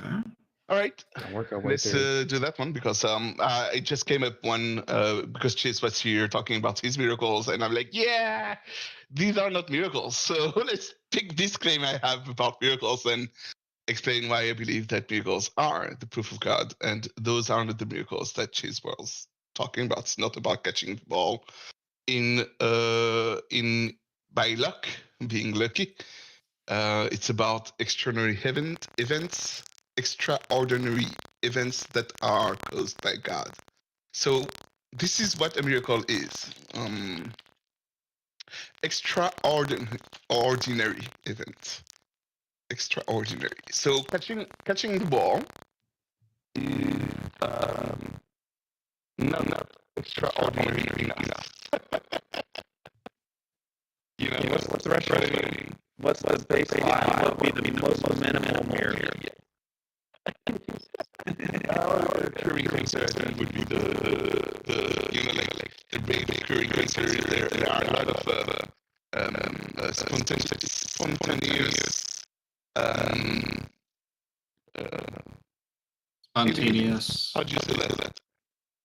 Spontaneous healing people who are cured of cancer without Cancer is like the baseline, first level of miracle. There's nothing less serious that's a miracle than cancer. I mean, about the extraordinary parts, how often does it has to happen? So it is rare to have a cancer that is cured by itself. It is a rare event, which happens less often than catching a ball when you go to the stadium, right? You're more likely to catch a ball at the stadium, the home run ball, than being cured of cancer in your life. Right. So that's a more if you are going to watch a play. Somebody playing baseball. So yeah, You remember David here? He has many experiences. he won the lottery. He did a scratch off and won the lottery. It was an extraordinary event. It is. Is that a miracle? No, it is not caused by God. How would you know it's caused by So, God? yeah, that's a great point that you have to underline. So it's not just because it's extraordinary, then it is a miracle. It needs to be extraordinary, and then the cause of it should be God. And when I talk about cause, I'm not talking about God being the cause of everything. So he's the cause of everything, but not a more direct cause. So from the event to God, when you come, you go down the causality line, right? You know why did it happen? Why did it happen? Oh, that's because God chose to or acted, right? This is he is the one responsible for the healing, or I don't think winning the lottery would be something that would be recognized by the Catholic Church, right? They have rules to recognize miracles. They need to follow those rules. One of those rules is that science cannot explain why this event happened, and winning the lottery can be explained by science. So, yeah, not a miracle. Yeah. 200 years ago, 1,000 years ago, there was hundreds and thousands of things that we couldn't explain by science that we now Correct. seem to have scientific explanations for. Mhm. Is something just not knowing the answer to? Do we just automatically attest that to God, or how do we No. know that we just don't know the next step? So the science explanation step is one for trimming out the weeds. The Catholic Church has many claims of miracle that they received. Right, they received many people saying, "Okay, please recognize this extraordinary event as a miracle," and it is really important for us, for you to recognize it. And then they say, "Okay, let's trim out because we don't have infinite human power." Let's say, okay, if there is a scientific explanation, we wouldn't go the next step, which is recognizing who is the one responsible. Is it God or the devil or another God, if possible? Mm. So there are those 2 or 3 steps. Hey, Luke, Yes. if we could go back to the example regarding cancer. So Yeah. I think what you said was if someone was spontaneously cured of cancer, I assume that this, if they were cured by cancer by some sort of medical procedure, that wouldn't necessarily be a miracle, correct? Correct. It would be classified. It wouldn't be recognized by the Catholic Church. It could still be a miracle, but it wouldn't be recognized by the Catholic Church because they don't have enough time. Don't have enough How do time. they recognize a miracle? What steps and methods do they use to verify? Can we pick a So, miracle and to- maybe and focus on it? Yeah. Let's say case. So we have a case that is presented to the Vatican, which is the Catholic Church central place, the hub for the Catholic Church, and there is one of those which is transubstantiation. No, so Eucharistic miracle, which is transmutation, not transubstantiation, but transmutation. It is the bread that changed into flesh. All right. It is an event where there was bread in the hand of the priest and it turned into flesh. You understand what I mean? Yeah. Somebody The who is wafer. not Do you know familiar. what the wafer is? Let's pretend that Yeah. we know nothing about it, and let's explain it from the very get go here. Explain it to Today Okay. over there. Yeah, Yeah. Today, So he's learning. it's a piece of bread that is round like this, Mm-hmm. and looks like this. More likely spherical. Yeah, there is my coffee cup. Coffee. and Grounded for it's reality. bread without I don't know how what's the word in English for that. I'm French, by the way, for those who don't know me. So sometimes I'm missing some words. So Right. and that bread turned into flesh, like human flesh. We could find which part of the body it was from and this kind of thing. So this kind of miracles happen more than once. There is about 100 cases of them throughout history. But we can pick one of those as an example of a miracle recognized by the Catholic Church. Do we So have they said these flesh wafers sitting somewhere? yes. Well, yeah. The Eucharistic miracle is not just bread into flesh; it is also blood into wine into blood, and it is bread dissolved into wine, making blood or blood. Yeah, there are many variation of this miracle, right? So, do we have the flesh now? Yes. The answer is yes. For this example that we are talking about, we have the flesh right now. And this is something that happens today? Is there like a video recording of this happening? No. What is it something that happens today? No, it's something that happens about 100 years ago or something like that. I don't know when exactly. Hmm. How do we know Before that the this is internet. the case? Sorry, how do we know what? How do we know that this actually occurred?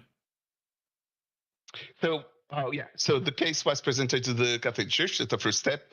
The Catholic Church observed the case and do some detective work. There are Sure. agents that are paid by the Vatican City to make sure that it is a real case, something that needs to be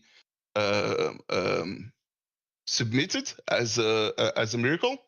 And Okay. if it is, then they will have scientists that will, in this particular case, it would be physicist or a chemist that will test the bread and do stuff like that on the bread turned into flesh to make sure that it is not something that could happen by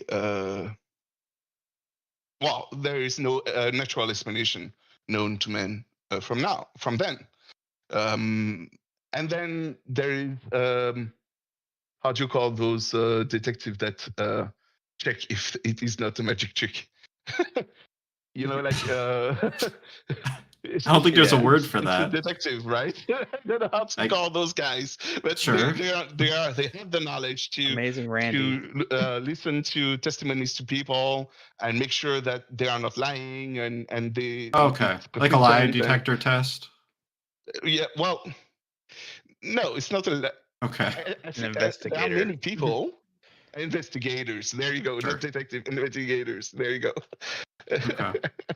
Okay, So so more than one investigator is invited to investigate this event and make sure that it wasn't a trick. And Okay. once they have those answers from the investigations, from the one paid by the Vatican and those that are not paid by the Vatican, they submit the case and start the scientist testing things on it. Okay. So And it's then not once the scientists claim that, well, I'm sorry, we don't have any explanation for why this bread turned into flesh, there is a next step, which what is I'm recognizing who is the one responsible. What? Yes, what Pierce? I'm sorry. What I'm hearing is Yeah, go there's ahead. there's these two ways that they're kind of verifying miracles. So kind of one way, their first way, they're like the first step in the process, I guess, is like they go and they interview people and try to determine if they're being truthful or trustworthy, kind of something along those lines, it sounds like. And then Yep. their second step is to do some sort of scientific test, it sounds like. Is that what I'm hearing? Yep. Correct. Okay. in the example of this this bread and the flesh, I'm not sure I completely followed you on that. But so first, it sounds like they'd go to the people, see if they sound like they're lying or if they're telling the truth. In that first step, how convinced are they? Are they just trying to get to the next step and figure out if it's a waste of time, or is that an important, crucial part in knowing if the miracle is actually true? So it's really important because the first step is, yes, there is someone who is paid by the church to do the thing, but there are people that are not paid by the church who do not want the events to be recognized. That has to produce the proof of this is not a miracle. They are lying, or this never happened, or it did not happen the way they say it did. This kind of evidence needs to be provided by the groups of people who don't want miracles to be recognized, and these people are present their case to the Catholic Church.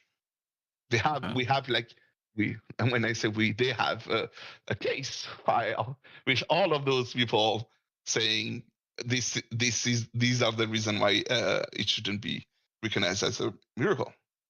Well, Okay. maybe an important question we should ask here. If we hit that stage where we don't know how it happened, we're at the stage where we don't know the next step, and it seems like we've reduced it to it has to be something beyond nature.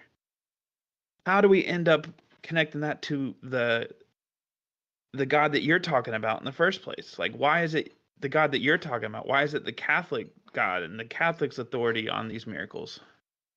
Yeah, so it is still nature. I need to correct you on that. It is unexplained yet. It could be explained in the future. It doesn't matter. What matters is that the knowledge of human cannot allow to make a trick with the result that we have. We do not have the knowledge, sufficient knowledge to fake it, right? And the reason why we need this verification is not because this is what makes it from God. It is because there are too many cases and to be observed, and to filter the cases, the one presented to those who say, okay, now we have a case that is built on this absence of knowledge of scientific knowledge. Let's check which God is responsible for the event. But you said Can we make sure that it is a Catholic God and not another God that is responsible? The flesh crackers that you eat this one was easy. Was a couple hundred years ago, or it was 100 years ago or so. Did they have the scientists you're talking about helping lead to the conclusion, doing these tests, giving that skeptical analysis that you're talking about, that helped you realize that they are telling the truth? I'm sorry, I don't understand the question. Is the event that you described 100 years ago of it happening, did it have all of these people fact checking it then? Yes. Scientists and it wouldn't be recognized by the Catholic Church. Yeah. These are the thing. All the miracles. Okay. Did somebody miracles eat it? By the Catholic Church. There are hundreds of them. Many of them. Who ate Each saint of the Catholic Church has at least 2 miracles where they have interceded to God. So for each saint recognized by the Catholic Church, you have at least 2 miracles that has been attached to the saint. Okay, so there are many cases of miracles recognized by the Catholic Church. In this case, in this instance, yes, the investigators were there and the scientists were there. Does that answer your question? I mean, yeah, it does. Yeah, okay. If there was another situation in which somebody claimed they had scientists there and they verified it and it seemed to be something that man can explain or fake, but it was claiming to be a different religion, correct. Would you believe that too? So that's where the second step comes in. The second step is theologians from each religion that debate on arguments to prove that it is their God who is the one responsible for the event, not the. But how are you proving it's your the God that he's responsible for that event? So, you know how I can prove it is you, David, and not Pierce that move my coffee cup, right? That's coming from the coffee cup. So let's say there is Pierce and David in my room, and my coffee cup moved. There is a way for me to prove that it is you, or that it is Pierce who moved the coffee cup. There is By observation. Observations, or what makes Pierce Pierce, and what makes David David, and those T-shirts or whatever, beards or shape of the head, eyes color, whatever. There are things that are specific to each of one of you. Each God has specific things. The God of the Hindu does not have the same specific things that the God of the Christians.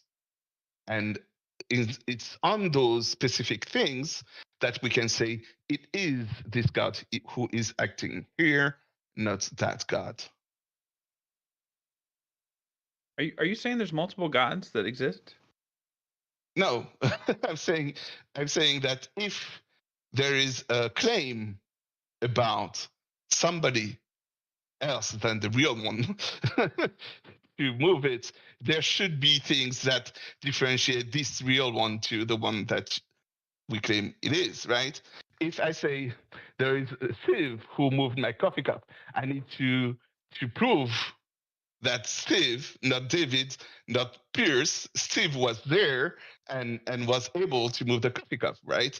So if I have a claim of another God who is responsible for the cracker changing into flesh, I need to be able to bring evidence of his presence or capacity to change things, matter, to modify the real world. I'm gonna try to repeat back what I think I'm hearing. I'm trying to understand as charitably as I can. Yeah. I think what you're saying is like these. There's these different descriptions of a god, and only one of them is correct. And of all these descriptions, the Catholic God fits the bill the best for for what happened with the cracker or the bread or whatever word we're using. Okay. Mhm. And Yeah. if there was a description that maybe was equally as valid, convincing, would you kind of be like, well, it's probably between these two then? I'm not saying there is a description like that.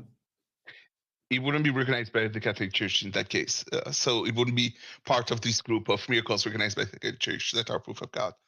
What They about would for say, you? okay, we are not sure enough of who the one responsible for the event is. It might be this other God, which is considered as a devil by the Catholic Church, or God himself, but we don't have enough evidence to claim that it is God that is the one responsible for the event. So let's What not about for Luke? situate.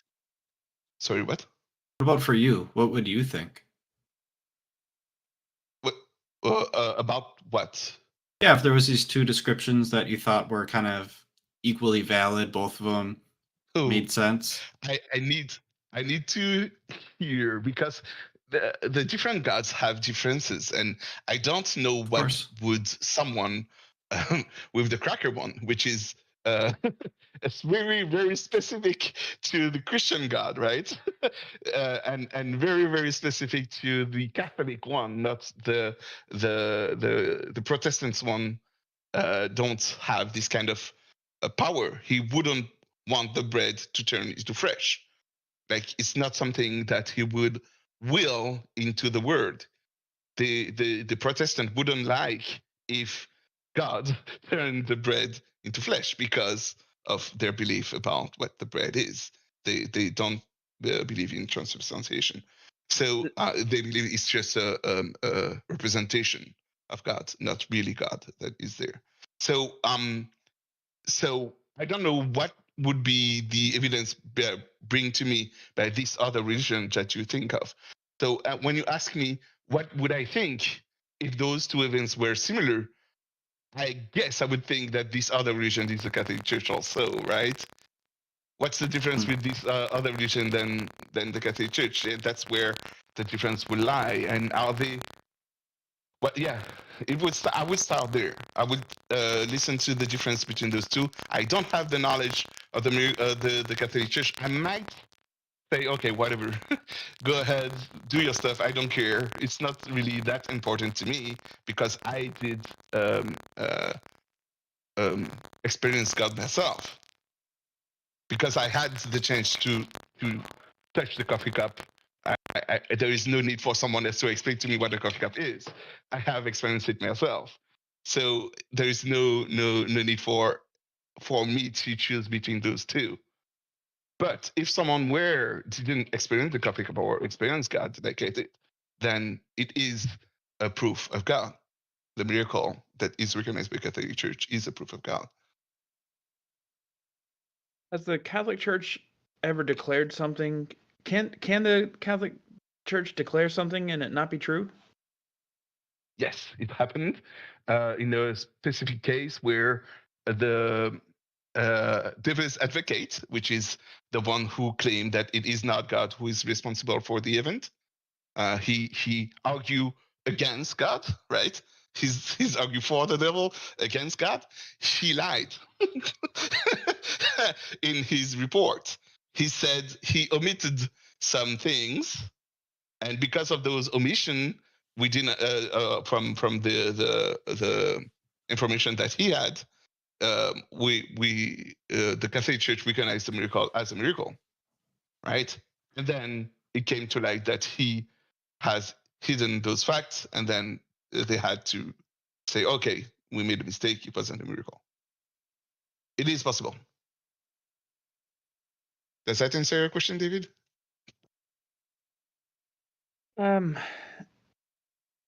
Yes and no. Oh, But my brain went let down me a rabbit hear. hole, and I'm trying to bring it back. I'm sorry. Pierce, say words.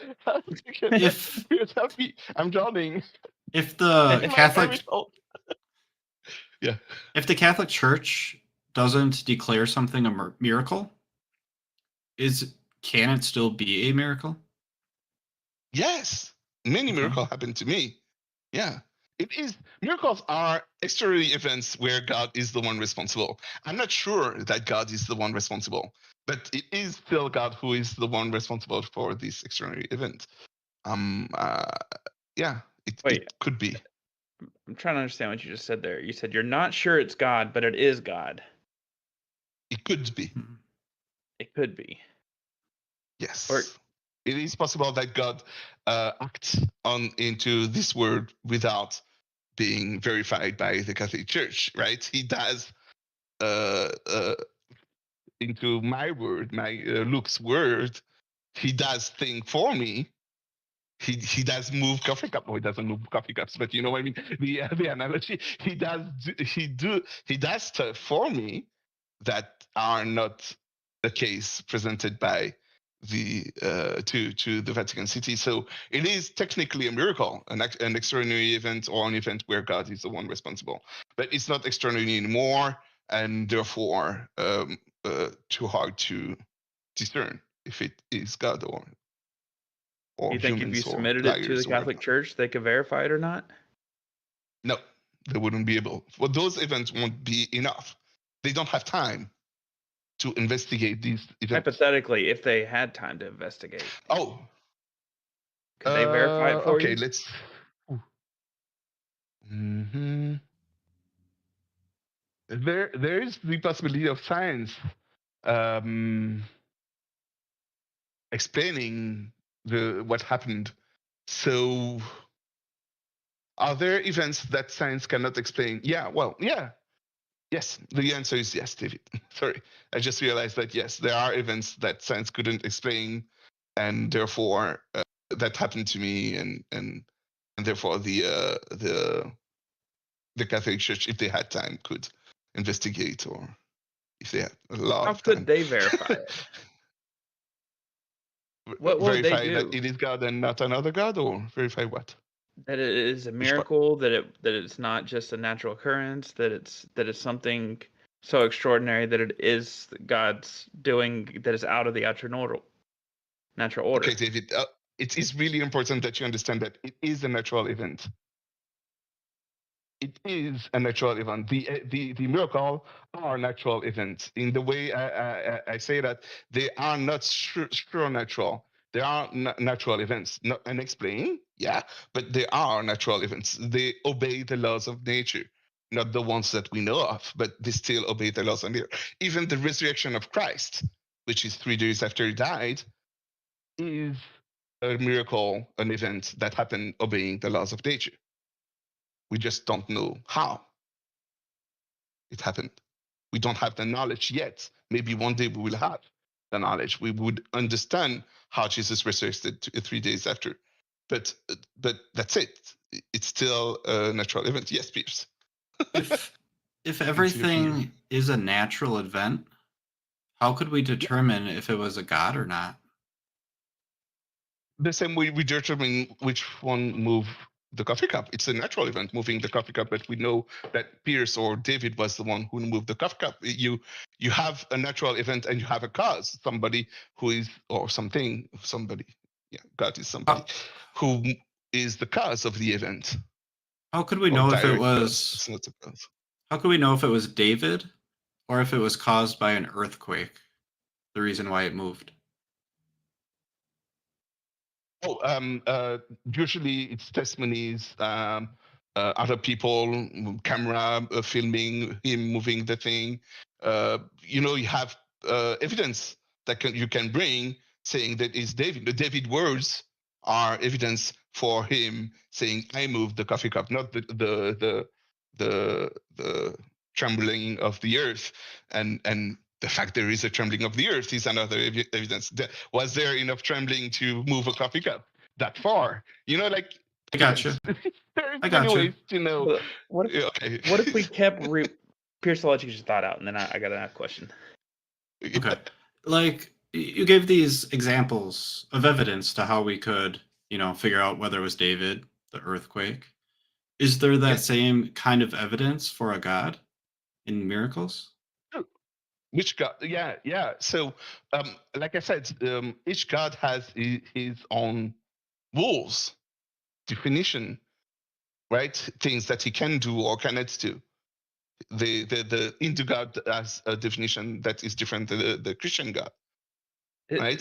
This might be a language thing, but the way you're Okay. saying it sounds like you're saying there are multiple gods that exist.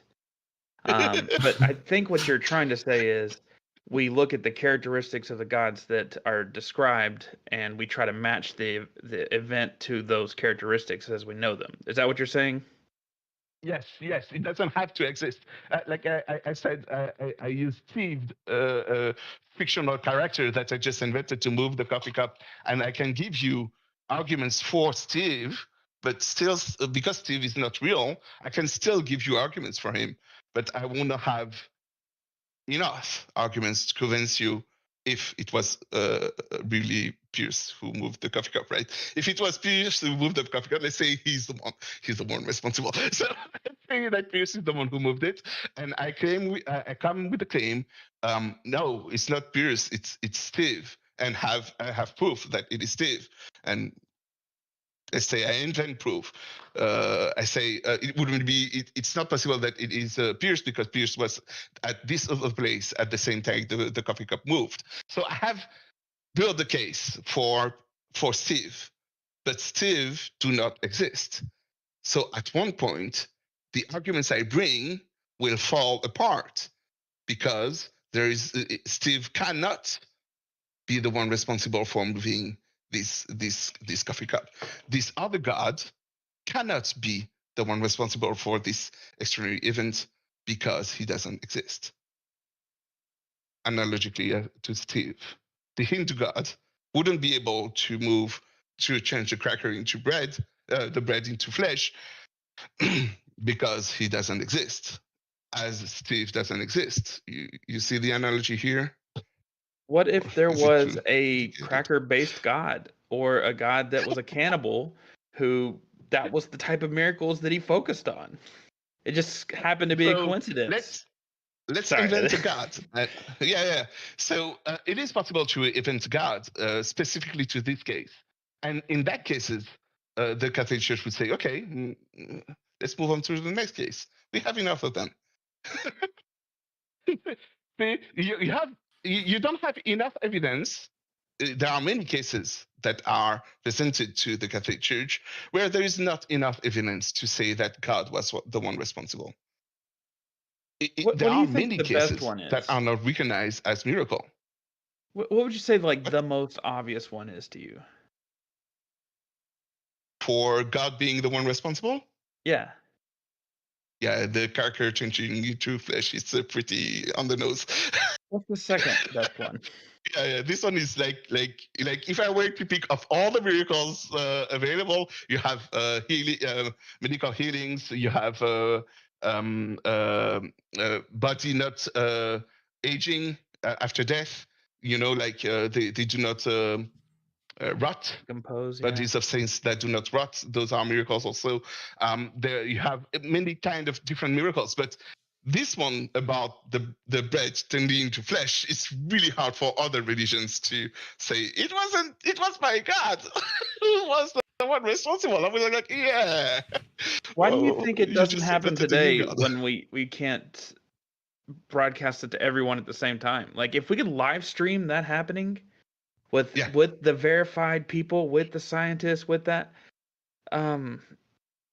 let's why it just seems like such a thing that's such hidden behind the veil of you have to believe these authorities to have any kind of proof. Like it's believe this he said about this person said that, but this person said that this person said this that they saw it and this person verified it. It's pretty hidden to me. It's hard to wrap my head around a lot. Yeah, so these things exist, not the cameraman, but books about miracles and how they are recognized and which are the cases that there has been people who were curious like you and say, why isn't there any more knowledge about this out there? Why do more people not aware of miracles recognized by the Catholic Church? So they did the work that allowed me to speak to you today.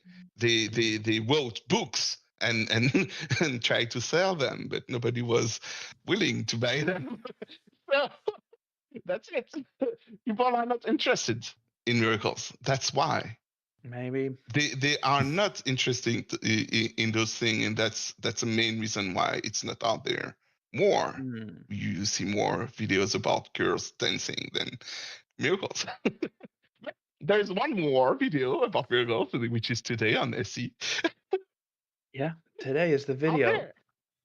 Do you have a cracker? It's a video. It's not a video Sorry. of a miracle, but about a miracle. Luke, I appreciate you chatting with us. Yeah. I'm sure we'll see you on the next one. I do enjoy talking to you. Hopefully we can chat more here soon. All right. Talk to you later. Bye. See you, Luke. See you guys.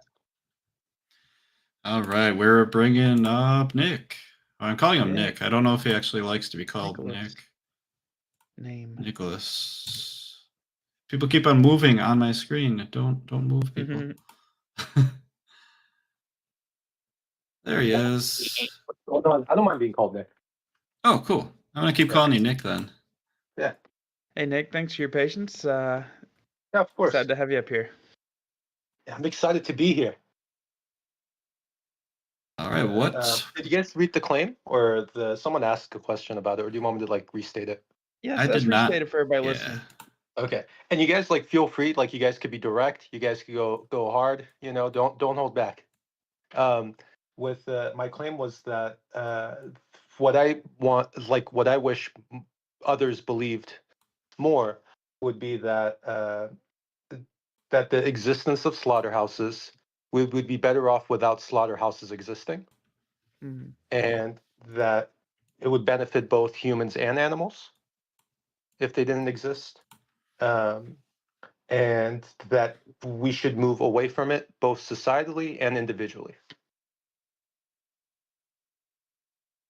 from Okay. animal consumption.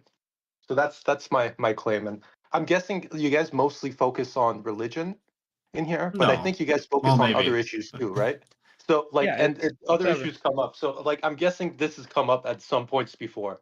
So it's not like the first time you guys have heard these like claims before. I mean, we talk to Chase pretty often, Yeah. so yeah, we love Chase. yeah, for sure. So have you always believed this? What convinced you? No, I haven't always believed it. The what convinced me? Let me think. Because I want to think about this specific claim in general, and then not necessarily. So I would say that the initial basis of this claim was when I was around 15, 16, and I learned about the trophic level effect. And Tell us about that. What's that? So the trophic level effect is each time you move up the quote unquote food chain, there's a significant energy loss. And due to the metabolism of the species and whatnot, and the energy that is lost through that. And when I learned about that, that's when I first became vegetarian. Um, my friend had told me to look into it. He was Sikh, and for religious reasons, he started following a vegetarian diet. And I asked him like, "Hey, what are you doing? Like, what's that? The reasons for that?" He's just like, "Look into it, bro." And when I looked into it, I thought, all right, the animals are being kind of like messed with, but I think I could justify it if humans benefit from it, that interaction. That was my thought process at the time. And then when I learned about the trophic level effect, it became a little bit absurd to me because I thought that it's not even producing food anymore, that food is actually an input because of the energy loss involved. It's not the output of animal agriculture. And I thought it was also like, it wasn't just like harming animals, it was also harming people that weren't like well off, like even like poor people were being harmed, poor humans, as a result of that, because it was so that was what led me to become vegetarian at the time. And I thought it was the interest of animals and other humans on one side, and my own personal taste preferences on the other. I don't know. I like Philly cheesesteaks or whatever at the time. That was like the I think what I was thinking like a Philly cheesesteaks chop, for example, at the time. And I was like, all right, so these are the pros and cons here. So that's was my thought process. I think that was probably the initial stages of that. But I learned more about what happens in these industries and whatnot over the last couple of years since I've been vegan. And there's been more detail added to it.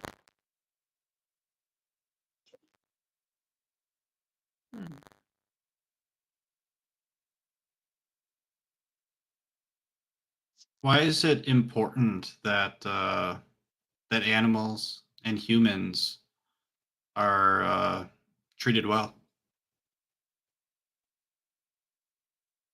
I think that's the basis of most moral systems. So most ethical systems are based on either a sense of fairness or a sense of empathy. Those two, like, they're not the only parts of ethical systems that exist, but pretty much all ethical systems have like those two components in some form. According to scientists that have worked in psychology or in when it came to like the psychology around like moral thinking or moral behavior, those two seem to be one of the foundational ones. And for treating humans and animals well, I think that goes with the sense of empathy. I think that's one of the significant parts of it. I think what I'm hearing, Nick, is that being vegan and maybe being against these slaughterhouses is fulfilling a need that you have for animals and humans alike to be treated with fairness and you know ethically, not being treated poorly. Is that kind of what I'm hearing? You have that need for such? Yeah. So for me, I mean, if you want to like analyze my needs a little bit, Sure.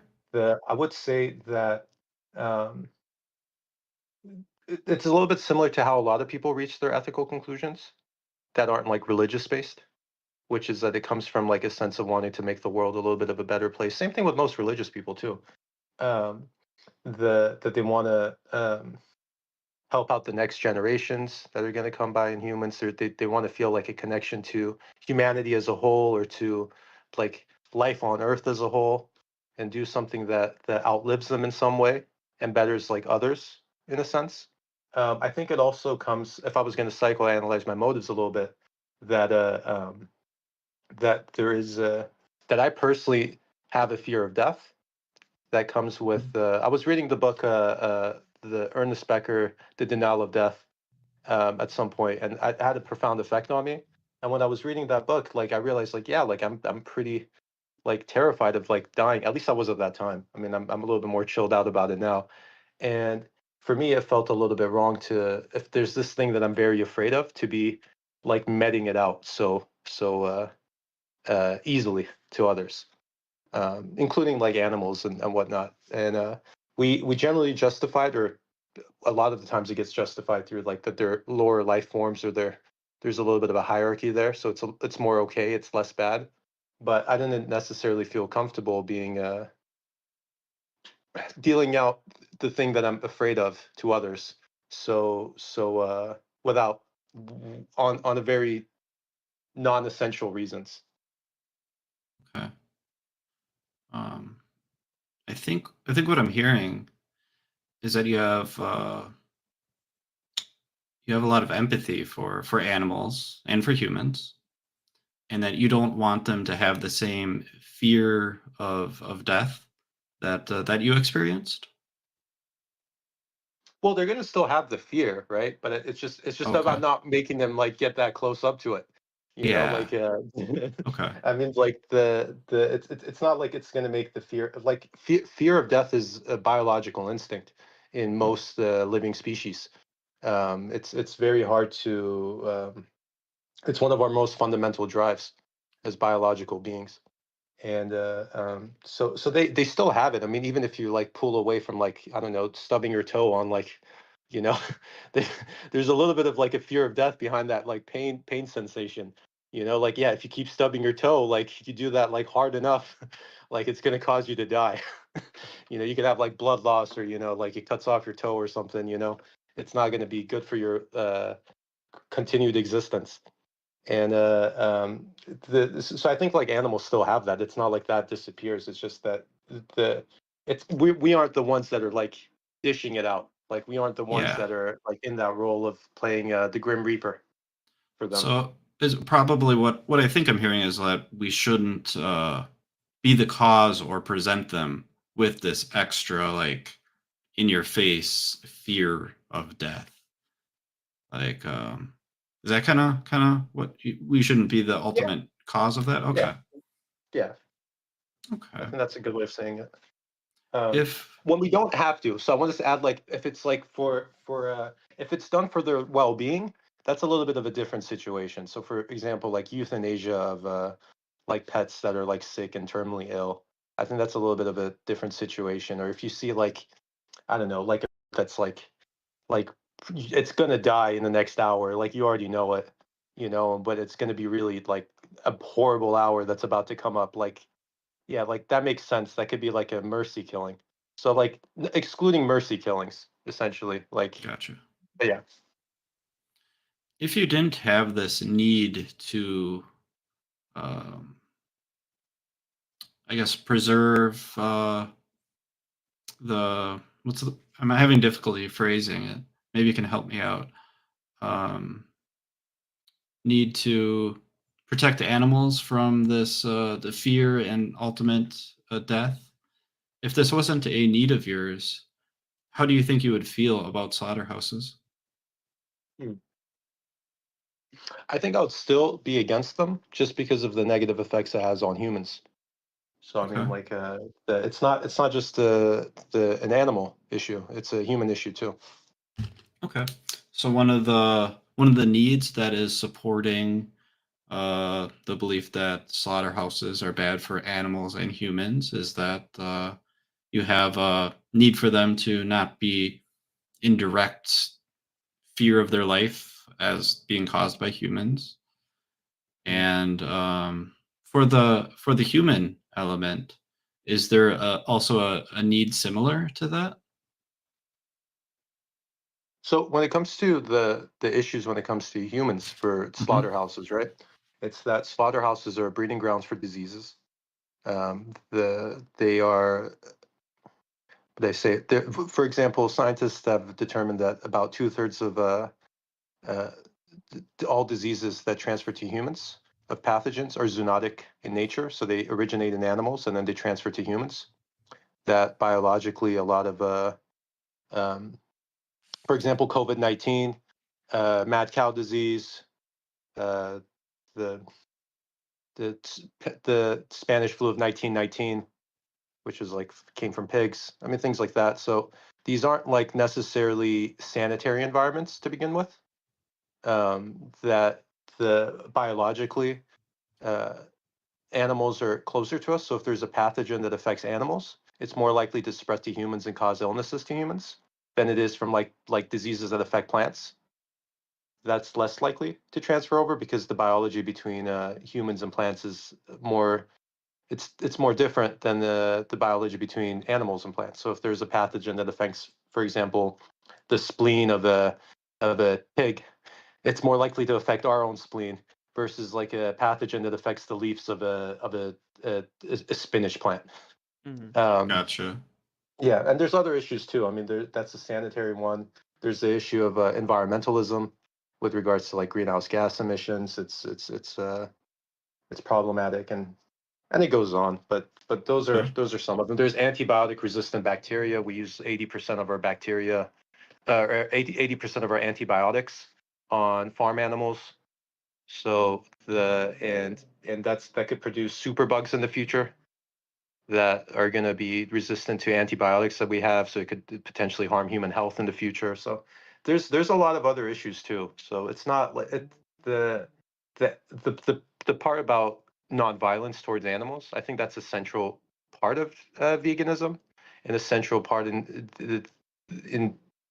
ending the existence of slaughterhouses. But there's also other elements too. Like, picture like the best case scenario, somebody who was advocating for the values of a slaughterhouse. What do you think their reasonings are? Like, how do you think they came to that conclusion? So I think it usually has to do with tradition, Like with social norms. regular, empathetic, reasonable Yeah. person. Yeah. Yeah, they're empathetic and they're reasonable. Like a lot of it has to do with tradition and social norms. It's been a part of traditions in pretty much almost all cultures in some way or another throughout history. Just like how you see like a lot of like religious views, that it's been like a tradition and it's been a part of human culture for a long time. There's it's hard to break away from social norms where there's peer pressure around it. It's hard to go against what your family's values are, what your society's values are. It could leave you to being like ostracized in your communities, especially if you're in like a rural town. You got like a couple thousand people to rely on, including your family. Otherwise, it can be hard to survive. Those ties become very important, and we become very dependent on them. I think that's a very important part, like behind why people end up believing what they do. I think another part is that for someone who'd be an advocate for it, I would imagine someone who's advocating for the best case scenario of it is that they're usually going to be someone who's profiting off of it in some way or another. I would imagine, but I don't know if that's what you're asking. If someone's like advocating in favor of it, or would you say like who would I think of like as someone who's like a non-vegan, but it's like the best case scenario of like a non-vegan person? Because that could be a little bit different. Because they don't have to like necessarily advocate for it, but they could understand. I don't know. Well, I mean, the claim was that Mm. they should be eliminated because they have a negative effect, and so Yeah. I imagine what I wanted to hear was what you thought maybe somebody would advocate for it to stay, Yeah. their value would be. And I'd be curious why those things are not convincing to you. Like what? Oh yeah. And So what I usually think about that is that like I mentioned, like social norms. I hear things like around religion a lot, that like the Bible says it's okay to be eating animals, so that's why it's okay. Or like in Islam it says that there's halal slaughter, and what you're going to tell me like my religion's false at the same time to telling me like to change my diet. There's some bit of like for slaughterhouses is people like the taste of it. Another reason that like someone who's reasonable would say is that there's I don't know, lab grown meat's about to come up, and we should wait for that to come up, and then we're gonna like switch over, our habits, and that's when we're gonna actually tackle this issue, is like 10 years from now. Like we shouldn't tackle it now. Some people want to like kind of like put it off a little bit. Another argument I kind of hear sometimes is that um, I honestly think a lot of the arguments aren't that good. Like if I thought they were good and I understood the arguments a little bit better, like I think I would be a little bit more understanding of it. I think that's one of the reasons I try to like focus in on this issue a little bit more, is because I think that the arguments clearly favor one side, but it's hard to go against our own preferences or situations where we think that our own like interests go against what the ethical issue is. For example, another situation like that is charity, where for someone who's like living an affluent lifestyle, let's say they're making $1 million a year, like they're not going to personally benefit from like giving money to charity, but it's clearly the ethical thing to do. And it's hard for them to like kind of like get to that point that they'll be like, all right, maybe it makes sense for me to like donate like half of the money I'm making or more. Like that doesn't feel good as like saying like I got to go get a more like expensive sports car or something. So like the logic behind it could be, but the thing is that this issue kind of applies more broadly to more people. That one like applies a little bit more specifically to some people with disposable income. I'm wondering, Nick, in this situation, and we can kind of contrast these two if you don't mind, like being in favor of slaughterhouses and thinking they should be eliminated. And then you kind of brought up the example of donating to charity or going and buying a new sports car. With regards to both of these, is there is there one side that is correct and one side that is incorrect? Yeah, I mean, if you want to say it like on 100%, like I know this because God told me, then no, because like you can't reach those kind of conclusions at 100% right at that level. But when it comes to as far as claims you can make about ethical issues goes, this is probably as strong of an ethical claim as you can probably make. It's something that I did a survey of philosophers. And about 2/3 of philosophers like thought that these were like things to do, despite most of them saying they're not doing it. So this is like something that most people recognize as a good thing to do, but they just don't end up doing it themselves and applying it because of that it comes at a personal cost to them. So there's other issues like that people had a harder time with. So for example, with moral realism, in that survey of like philosophy professors, I think moral realism came down to about like 80% of people believed it. So you have like half of the resistance towards these ideas is people that are moral anti-realist. Like they don't even believe like moral claims like exist at all.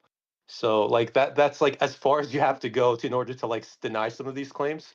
Most of the people that are like that go to deny these claims like just end up saying like just all moral claims in general, not just these two specific ones, are kind of like a little bit like they don't pass the smell test for them. And so I feel as confident in these claims as I am confident in moral realism. Hmm.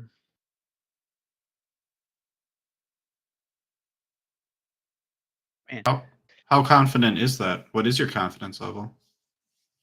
And with moral realism, Well, it's the same, right? yeah, exactly. So I would say my confidence level is that so you have to have some sort of way of like making decisions, and because and a lot of the ways when we have choices, we gotta be able to have like a moral system of some kind. Like even choosing to like get out of bed involves some sort of like quote unquote moral system that it's like lets you believe that it's okay to like it's better for you to like live than like waste away, right? And so in terms of making those kind of decisions, I'm about as confident with it as I am about like pretty much any other decisions I'm making. So I would say, uh, just for the sake of it, I'll say 90%. Okay. Just to leave some little bit of a scientific room for error in there. That's fair. You know, just to adjust it. What could you learn or discover that would reduce your confidence, let's say to 75%? So one thing I could learn would be that animals aren't sentient. For example, like I don't know, animals are more like iPhones. They're just like reacting to things, and there's like no one in there. And that wouldn't just put it down to 75%. That would completely that would actually bring it down to like somewhere around 75% ish, because then there'll still be the other issues I was talking about with Right. regards to but some of the intensity would absolutely be reduced, Okay. because the act of violence that's involved would not be as serious. How do we in that know? situation. How do we know if animals are sentient or not? So we know animals are sentient for the same reasons that we know humans are sentient, minus language.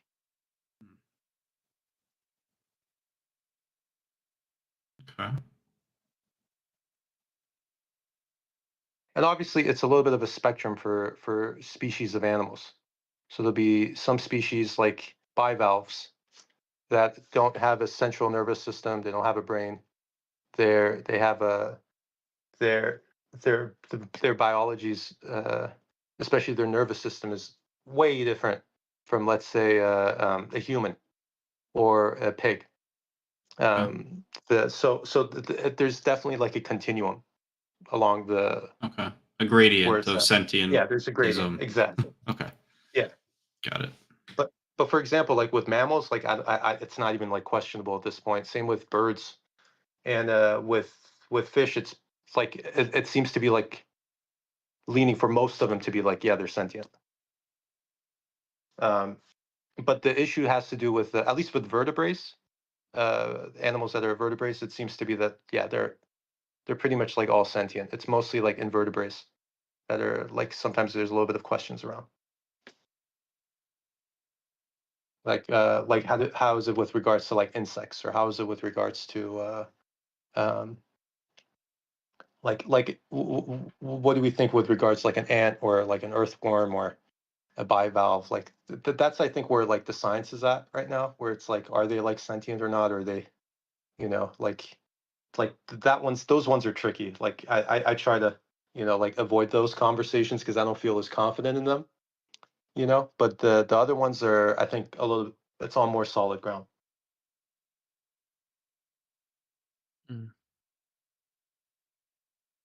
You got any last questions, David? Can we chat again sometime whenever it's not 11:30 where I'm at and it's not raining right outside my door, and everything feels relaxing and it's hard to focus? It was nice talking with you guys, man. Yeah. Do you have any Absolutely. questions for us? Like, no, this was a great experience. I mean, I like chatting with you guys. You guys are super respectful. You guys ask interesting questions, and yeah, like it will be nice to like listen to you guys, Oh, what you guys thank have to say. Yeah, Appreciate you. yeah, of course, of course. Thank you for having me on. Yeah, you're welcome. Take care. All right. Nobody else has their hands up, and it's getting really late, as David said. So I want to remind everybody that if you want to learn how to use street epistemology, you can go to navigatingbeliefs.com. Otherwise, you can also go to streetepistemology.com for more resources. I can't link the Discord in the chat, but if you go to streetepistemology.com and then go to the community button, then you can get to the Discord that way. David, do you have anything else to add before we go on our merry way? Yeah, let us know your thoughts on how these kind of conversations go. What kind of strengths you find, what kind of weaknesses you find, and let us know if there's anything you'd like to talk about with this. either in a call-in show like this or a planned sit-down or a planned, internet. So I'm tired, it turns out. So I appreciate everybody who stayed and watched and everybody who participated. And thanks, Pierce, for you did a lot of the technical stuff here tonight, and I really appreciate it. Yep, it wasn't perfect. The YouTube stream was a little sketchy. I was rearranging stuff live on stream. But you know what? It's a learning curve. I've never used that software before, but it'll be better next time, I promise. All right, everybody. Everybody on YouTube, I'm going to roll the outro. And everybody on Discord, you won't be able to see it or hear it.